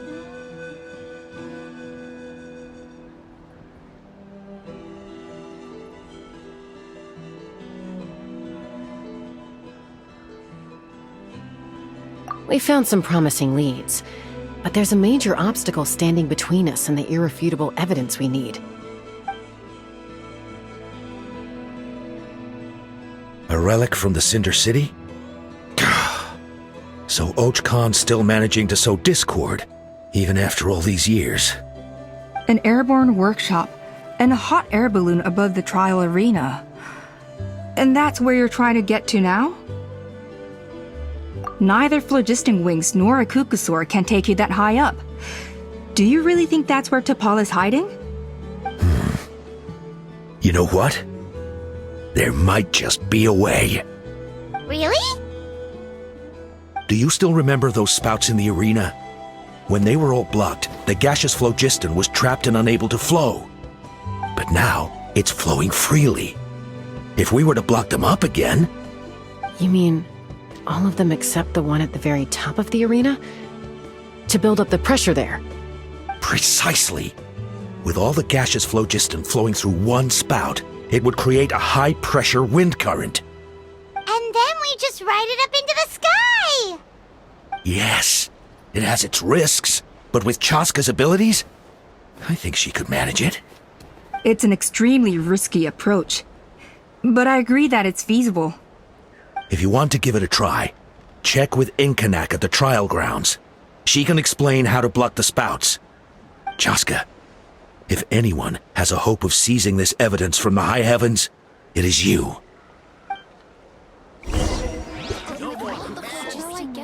Isn't bad-mouthing the Kukusaurs going a step too far? We'll do our best to manage the conflict within the tribe while you're gone. Hopefully, it'll buy you some time. Chief, we should put a defense plan in place, just in case. Why do you never take off that mask anyway? If you're You so got a tough, huge why don't you scar take or off my something? mask and see for yourself?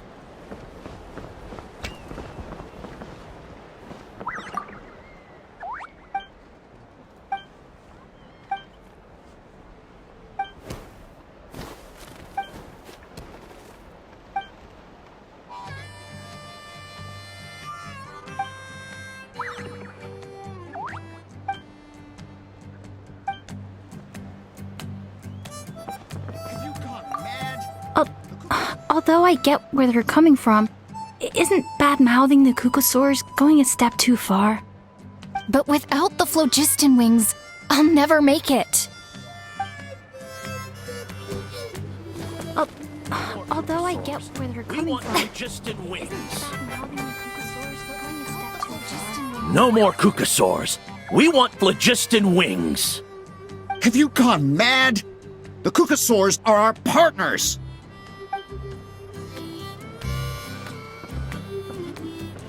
Have you gone mad?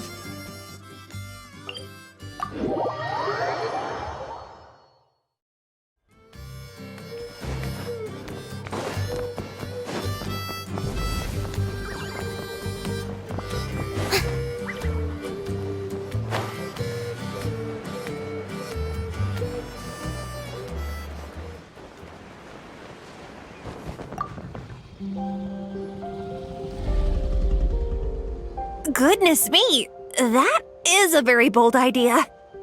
Maybe so, but we have to act fast. What's the quickest way for us to block off the spouts? From a technical perspective, I'd have to advise taking some measurements and carefully planning this out first. But I'm guessing that's not what you want to hear. Then we'll have to take the rough and ready approach. See the solid phlogiston over there? Our prior inspections revealed that some kind of stable structure has formed inside, making it highly damage resistant. It's not without its weak points, but unless they're all struck at the same time, the structural integrity won't be threatened. So, what happens if we do strike them all at once? It'll collapse. Okay, I see where you're going with this. Yeah, you got it. As long as you hit all the weak spots at once from the right angle, the solid phlogiston will fall right on top of the spout and block it up. You're right about rough and ready. Sounds like my kind of plan.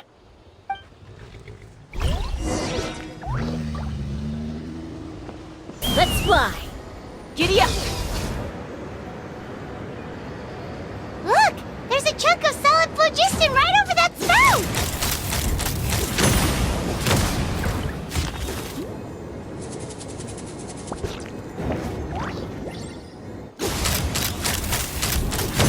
Open fire!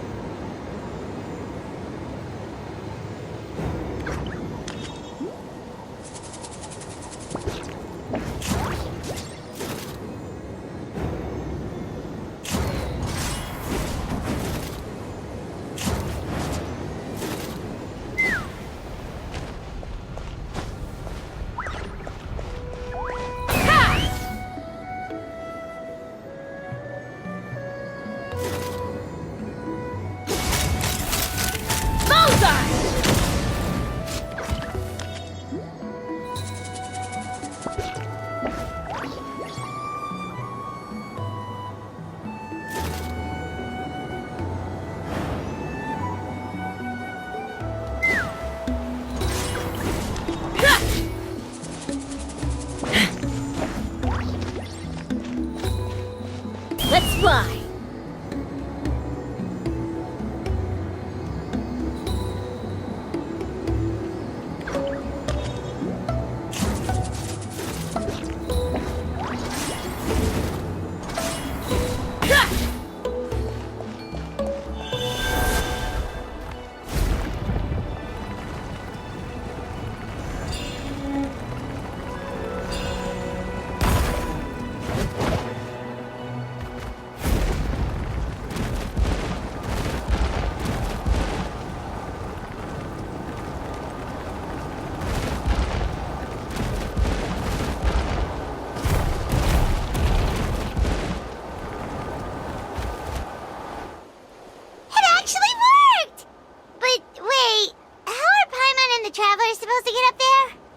Koya can give you a lift.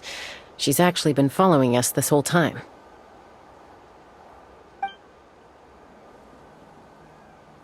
Wow, Paimon didn't notice at all. Well, probably because she didn't want to get too close to humans. Or maybe just me. But right now, we need her power.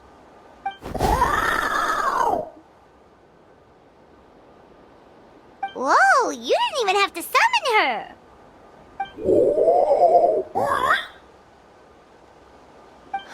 Yes, up there. That's probably where Chime is. All right, let's go have a little talk with this T'Pol.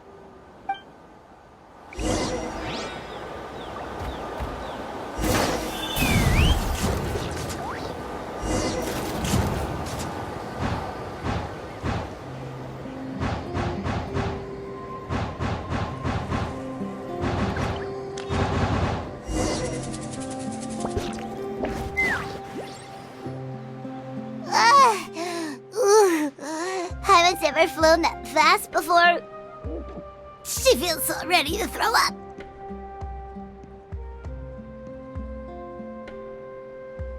Aha. Just as I thought. It might look like a regular hot air balloon from the outside, but up close, it's clearly been heavily remodeled. And sure enough, it only descended below the cloud line because the custom-built machinery malfunctioned. I should be able to figure it out with DePaul's notebook. Thankfully, I know a little DIY from fixing up my guns when they're having issues. That should just about do it. Now all it needs is a nice hard kick. Maybe that works on your guns, but, huh? We're really moving!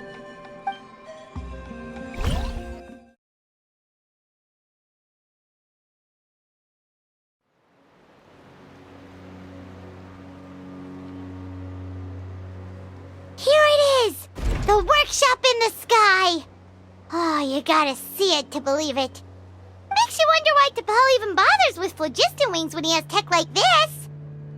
Well, according to the notebook, the platform beneath us runs on components from the Cinder City. Those can't be mass-produced. Also, I have some doubts about its mobility after seeing how it moved just now.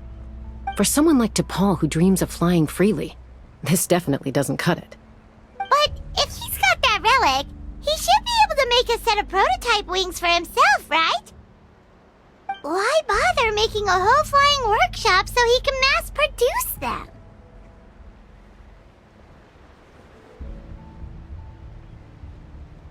But this doesn't add up. If he's already achieved the power of flight, then he must have bigger dreams we don't know about. But what? With any luck, we'll find the answers in his workshop.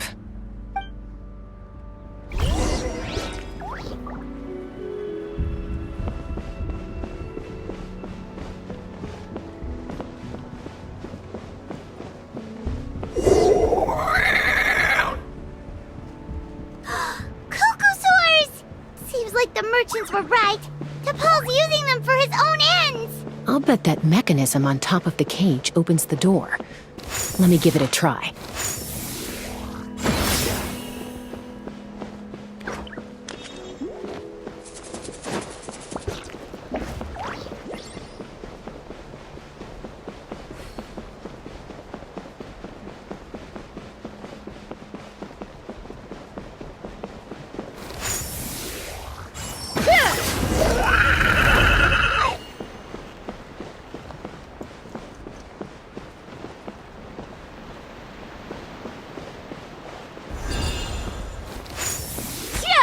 Take me up!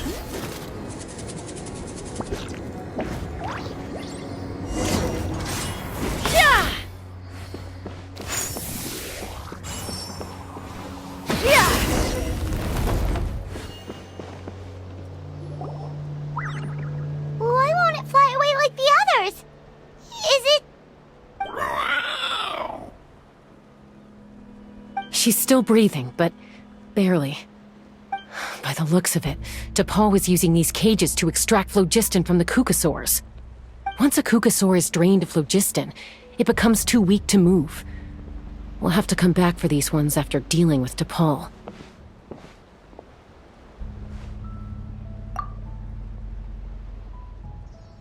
Let me see. Looks like a record of his phlogiston research. Log number 330. With the support of... I was finally able to launch the airborne workshop. Even though it relies on the relic for 80% of its power supply, I've at least taken the first step. Log number 348. Research on the relic is progressing well. I should be able to replicate the technology and scale up production very soon.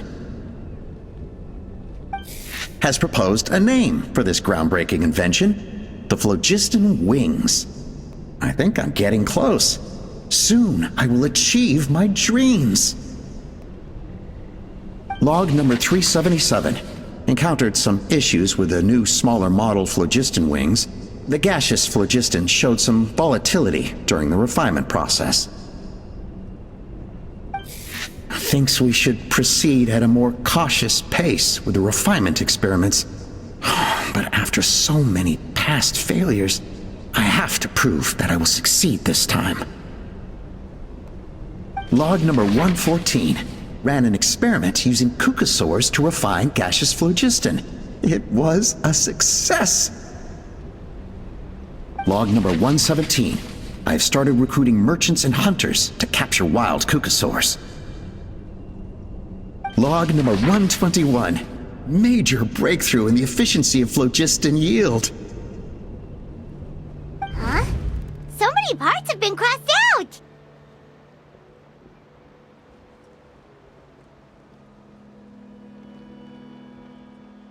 Yeah, probably the contact he alluded to in his other notebook. Guess he has a benefactor. Did anyone else notice how the numbering system in this notebook suddenly changed halfway through? We haven't got time for textual analysis, I'm afraid. Grab the notebook and let's press on.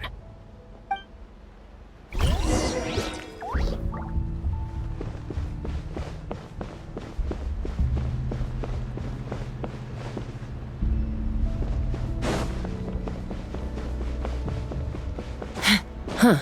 Never seen one of these before. Looks like this was built with the Cinder City components, too. You're not thinking of giving it a nice hard kick, are you?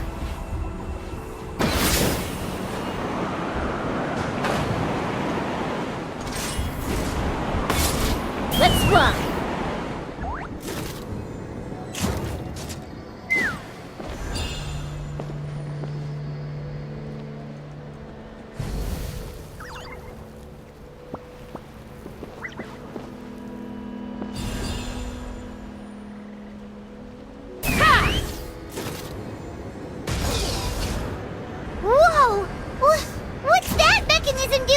It's asking for a nice hard kick where it hurts. Aim for the weak spot.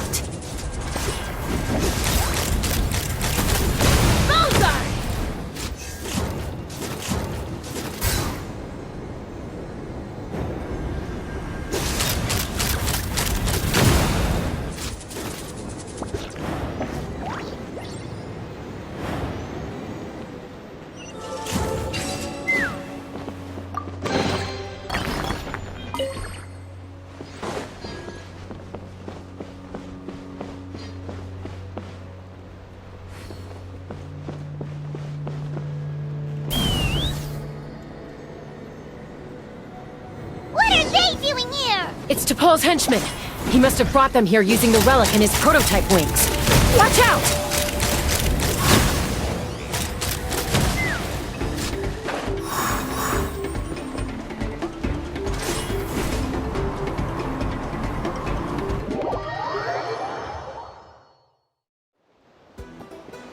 Take me up! Bullseye!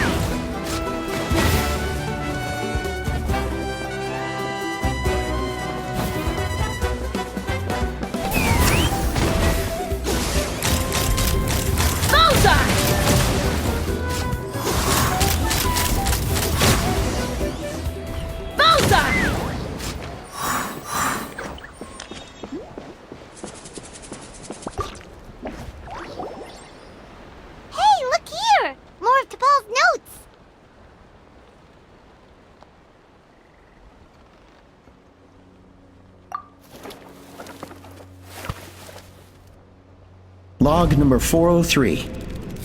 Introduced me to some new comrades who fully support my ideas. I told them that some Saurians are blessed with wings, and some people with natural gifts, while the less fortunate among us can only look on longingly as they seize the skies. But I also told them that progress can erase individual differences. Think of the tools humanity has made to fight back against wild beasts. The law we have put in place to even the playing field between the strong and the weak. I promised them that our research will be the new frontier of human progress. With our phlogiston wings, the power of flight will no longer be for a select few to enjoy. Imagine a world where the skies are for all to share. I only hope that when we finally achieve this goal, we'll be proud of me. Imagine a world where the skies are for all to share.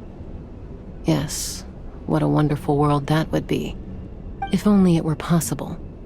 We could respond faster, and so many tragedies could be prevented. But T'Pol, what about the Saurians you're draining dry of phlogiston? You're not sharing the sky. You're stealing it. Bad move. I won't let you get away with it.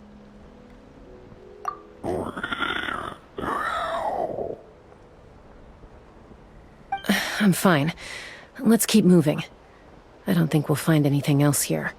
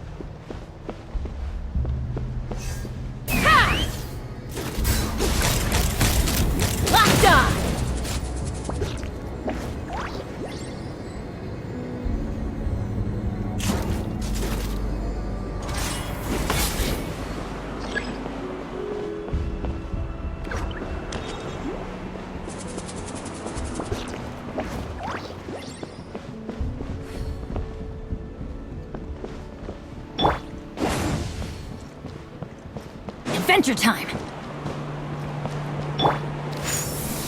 Yeah!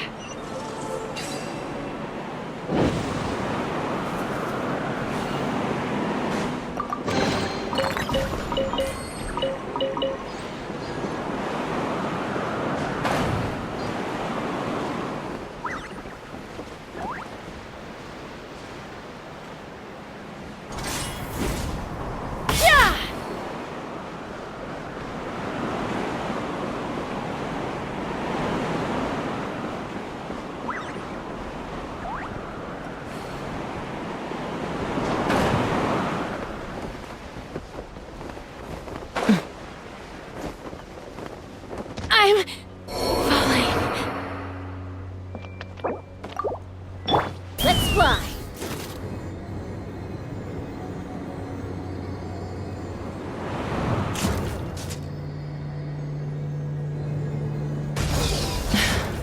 I can't believe he captured so many Kukasaurs. But right now, we have to focus on solving this problem at the source.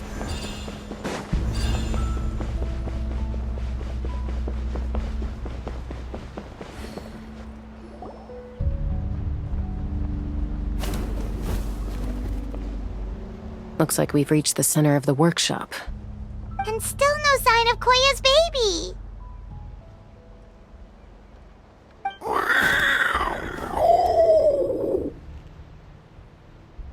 Let's search this area for now. If we still can't find Chime, we'll double back.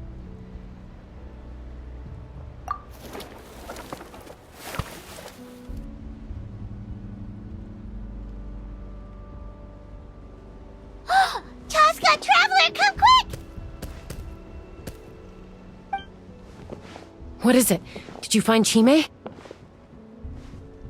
Not yet, but look! It's another one of T'Pol's notebooks! All right.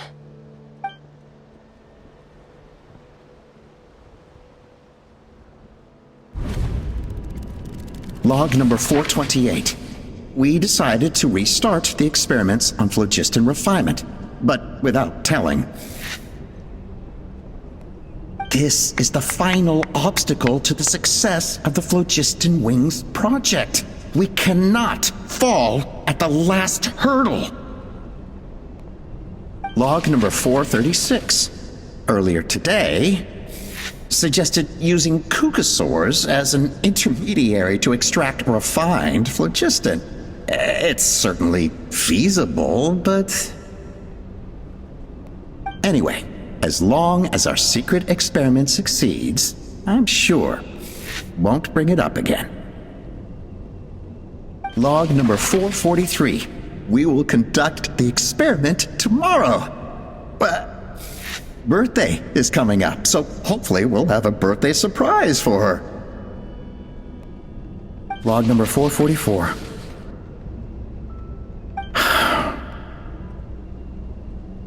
Huh?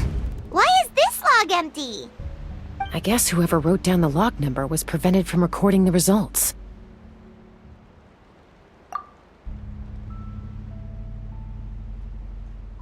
Log number 0.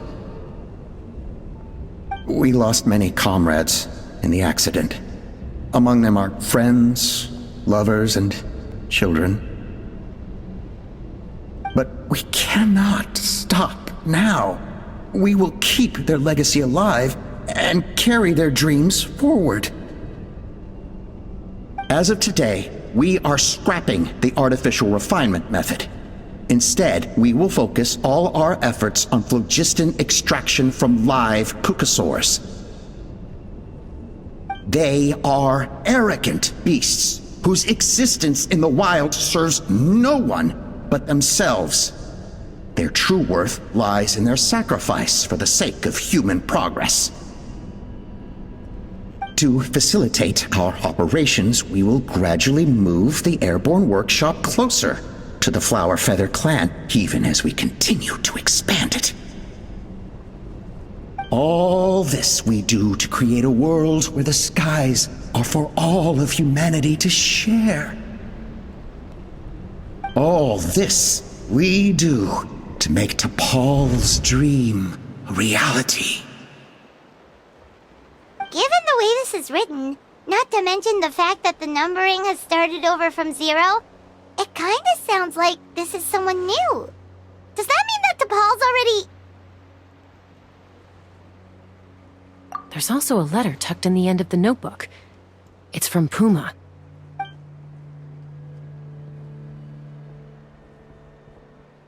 T'Pol, I don't know where you are right now, so I don't know how to reach you.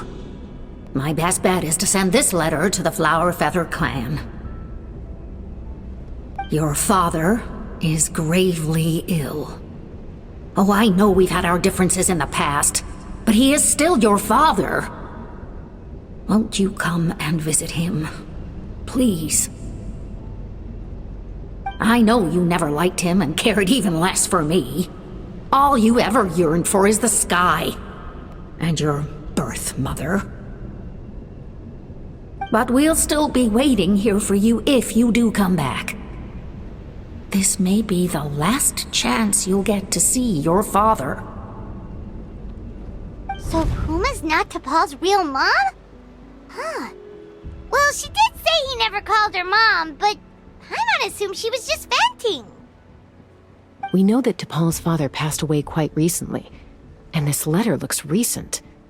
By contrast, the writing in this notebook is old and faded. It looks like the real reason T'Pol didn't attend his father's funeral is because he'd long since passed away himself. If we ask ourselves why this letter was sent to the Flower Feather clan, why T'Pol always yearned for the sky, and how he got his hands on a relic from the Cinder City, it all points to one answer. That's right. T'Pol was my child. He was born during my days as a wingless wanderer. His birth gave me new hope. I wanted to become the kind of mother who spent her days as a valiant rider, soaring the skies. Not an aimless, wingless nobody. But his father wanted to settle down, to give his child a safe, sheltered life in his tribe. We fought about it constantly, until the love we once had for each other was gone. He started a new family, with another traveler who was also looking to return home. And I went back to the Flower Feather clan, alone. Alba? I had no idea that despite being raised among the children of echoes, my child still harbored dreams of the skies. Can you imagine, Chaska? The joy and surprise I felt when he showed up at my door, asking to join the flying trials. Or how proud I was when he said he wanted to prove his own worth, rather than relying on my position as elder. And then the anguish that overcame me when he was rejected by the Kukusaurs and became wingless, just as I had after my injury. You've got a lot of nerve showing your face here. Don't take this the wrong way, Chaska. I'm not here for a fight. I just want to talk. Isn't that your preferred way to resolve things? I trust you've learned of T'Pol's wish on your way here.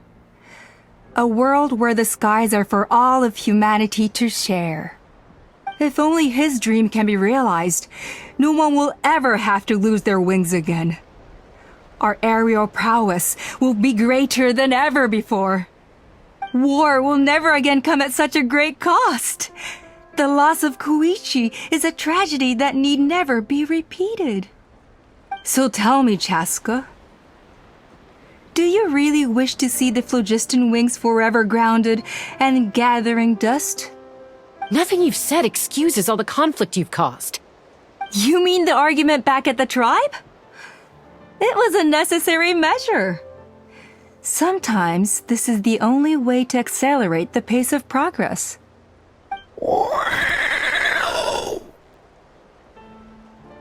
Is a mother harming her children when she coaxes them into swallowing a bitter pill? Of course not. It is a brief moment of suffering for the greater good, and the child would come to understand this in due course. The phlogiston wings are that bitter pill. We will never progress as a tribe if we cling to the scraps the Kukusaurs offer us. Once the people have embraced the phlogiston wings, they will never look back. Even if they learn how the refined phlogiston is sourced. They will convince themselves that the sacrifice of a few Kukusaurs is a small price to pay for our dominion over the skies.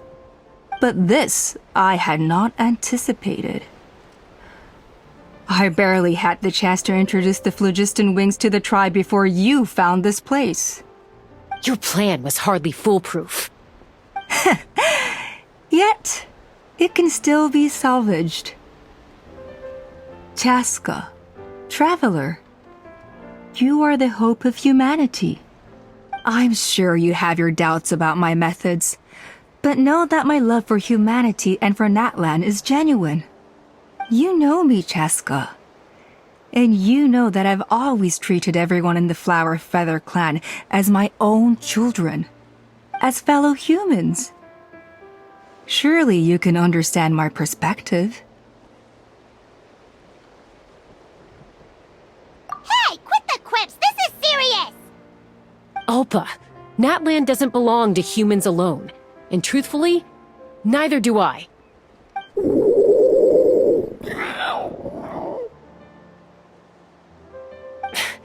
How many times has the Abyss invaded Natlan now? And yet despite how much stronger it is than us, Natlan still stands as a nation of humans and Saurians. Peace imposed by force will crumble in a matter of days, because social bonds are what hold a civilization together. Weren't you the one that taught me that? And yet you would break the bond we share with our Saurian companions to take more power for ourselves? That's as stupid as hacking your own arm off to use it as a club. They are wild beasts, driven purely by instinct. How could they possibly understand human social bonds? How did someone like her ever become a writer?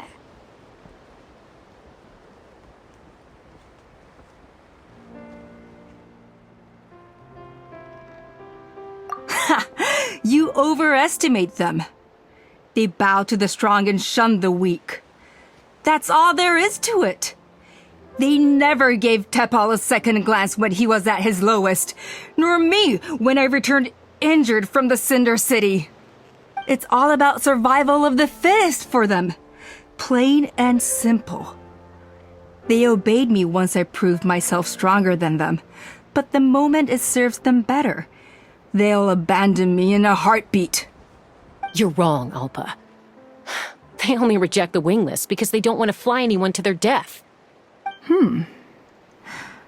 Chaska, I will promise you this. Only the unruliest wild cucosaurs will be used for phlogiston extraction. The ones who have nothing else to offer to humanity. Well, that's too bad.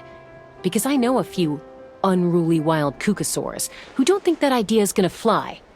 Namely my mom, my sister, and me. And the others?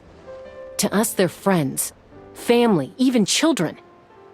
So if you want to put any of them in one of your cages, you're gonna have to go through us. Is that right? I knew you might be difficult to convince. Maybe this will change your mind.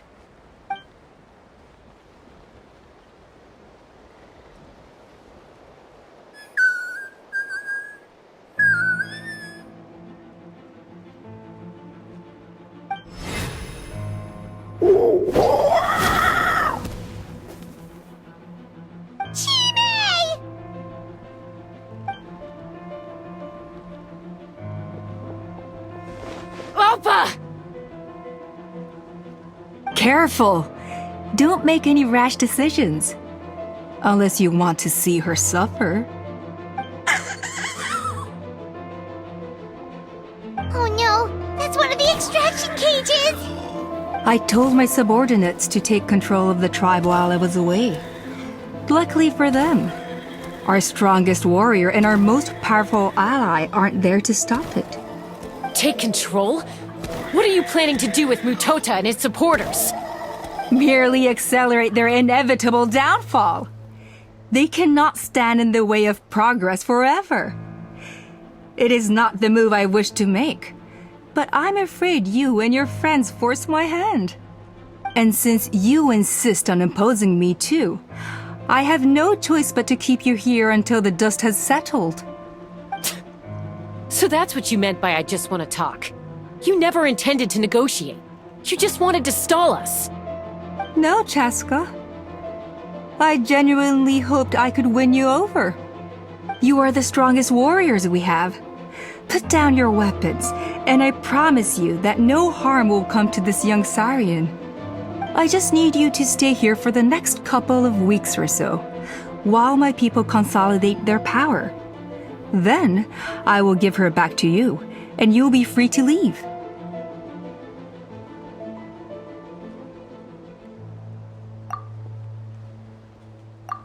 As long as the majority supports our vision, even the Pyro Archon cannot meddle in our internal affairs. Your vision is deranged, and the Flower Feather Clan will never support it. You sure about that? Then wait here and see. Time will tell. What do we do? Even if the whole tribe fights back, Mutota's in grave danger!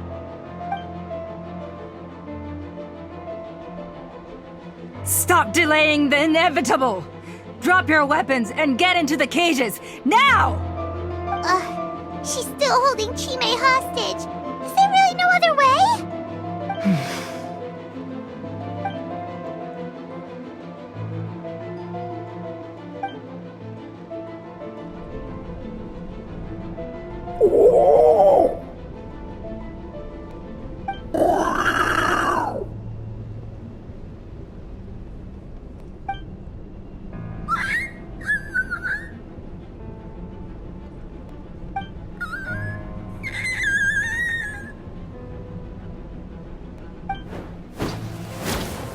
Koya? Huh? What are you yapping about? Stand down! Drop your weapons, now! This instant!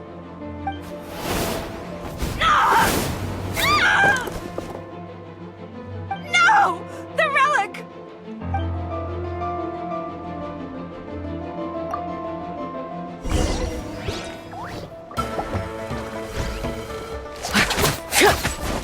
Couldn't transcend.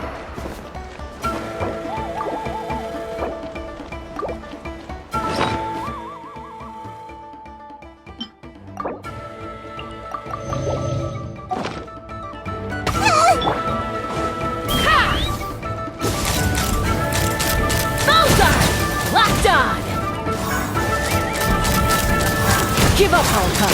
We're negotiating my way now. This ain't your... Hey, something's up with this relic!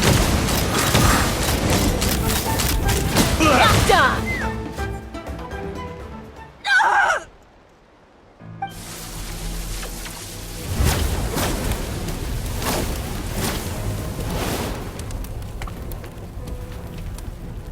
No!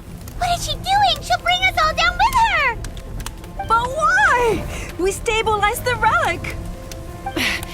Maybe it got damaged in the fight. If we don't think of something fast, this whole workshop is gonna fall apart. No. They're directly beneath us. My beloved tribe!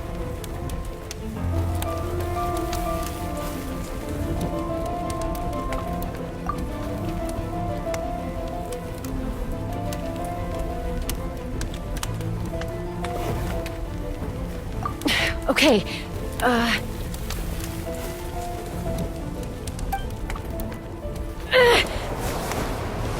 it's too powerful. This ain't a toy like last time. I don't think I can just throw it aside.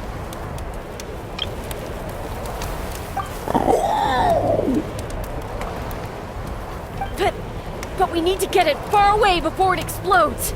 Then the tribe will be safe, and so will this workshop.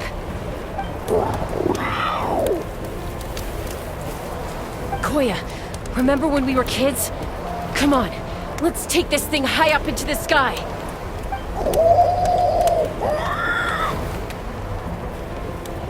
Don't worry, I know I can get rid of it before it explodes. We're talking some surface wounds at most. All I need is for you to catch me at the end, just like old times.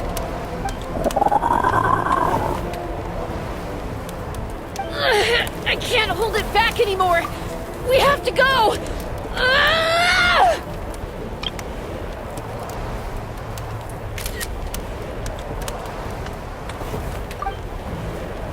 Don't be insane! Alpha! What are you... You're a fool, Chaska! Why would you choose such a risky solution? We cannot entrust the safety of our tribe to this wild Saurian! I'm the fool! You really think you can stand a better chance than me?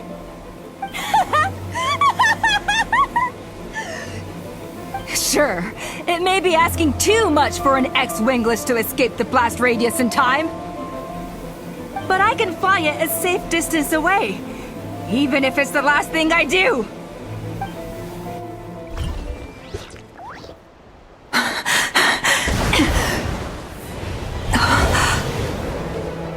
Here.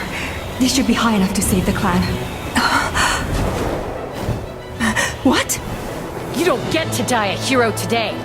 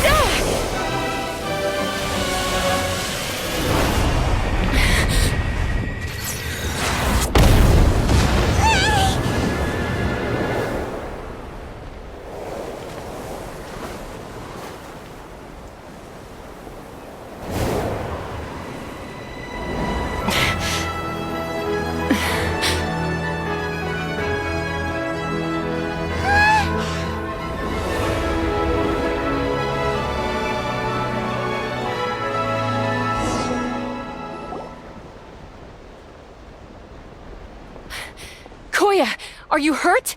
Let me take a look at you. What do you mean, I'm fine? Didn't I tell you to catch me on your back? Why did you try to shield me from the blast?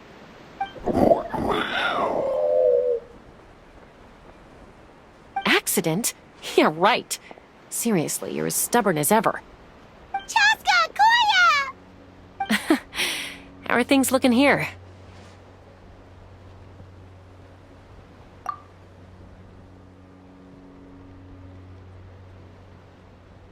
I think that's putting it mildly. I owe you one. Again.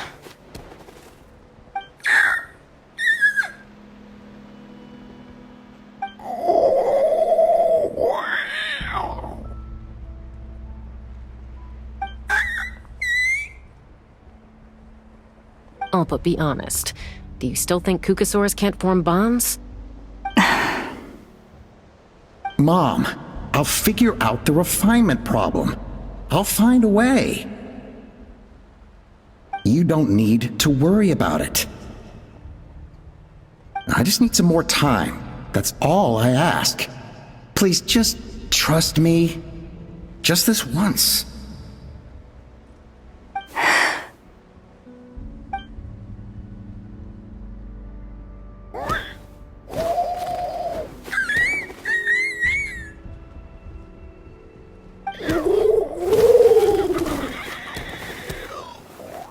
The Flower Feather clan yield to the strong.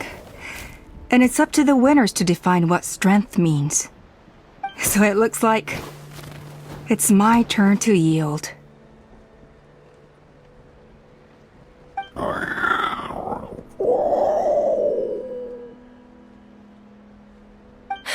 Koya! Koya!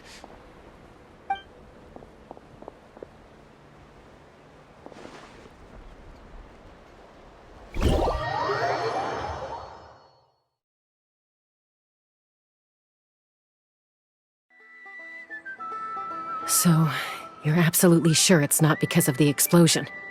Yes, for the 10,000th time, I'm sure. The blast barely touched her. The reason she fainted was old injuries playing up, compounded by overexertion in recent days. The moment she finally relaxed, all the built-up stress finally caught up with her. And no wonder. Honestly, she's just like you. Anyway, now you know how we feel when you go off risking life and limb. Your mother and I would both appreciate it if you lived less dangerously. You know she wrote to me from the Masters of the Night Wind, just to scold me for not doing enough to keep an eye on you. If she wasn't so busy with work, you can bet she'd come back here and chew us both out in person. I'll find an opportunity to apologize to her. I promise. You'd better. No more avoiding us, okay?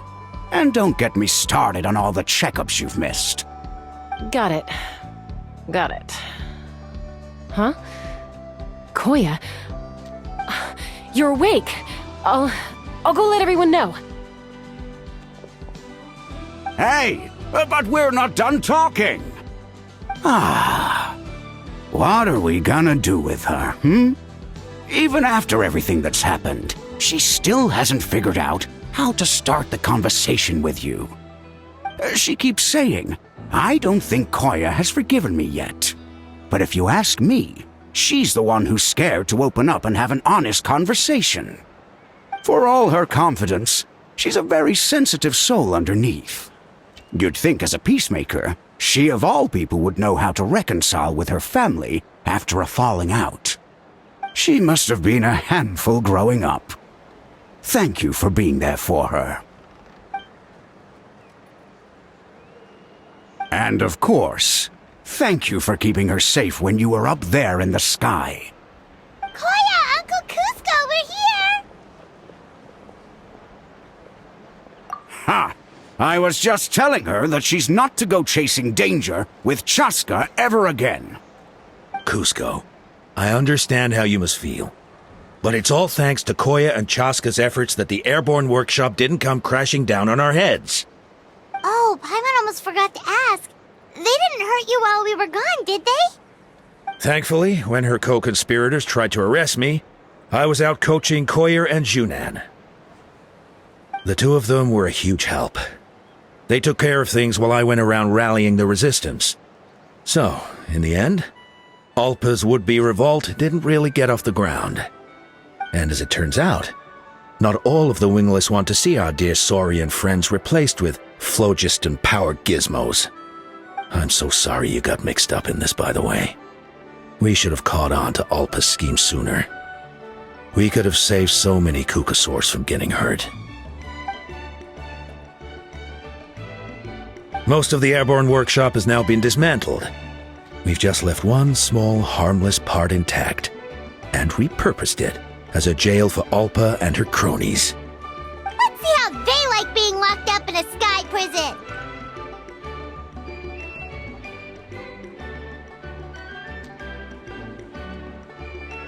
So, it looks like there's just one less conflict left to resolve. Peacemaker, you're up. I said I had to wait until things had blown over, didn't I? And now they have. But I still have no idea what to say. Koya, I just want to say, I'm sorry for how things went down back then.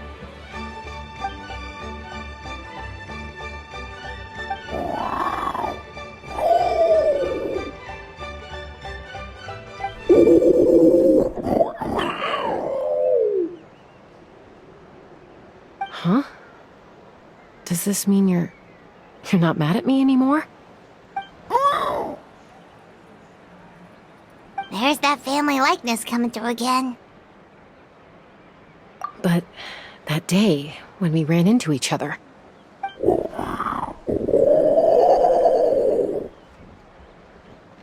Huh? So then, when did you finally make your peace with it?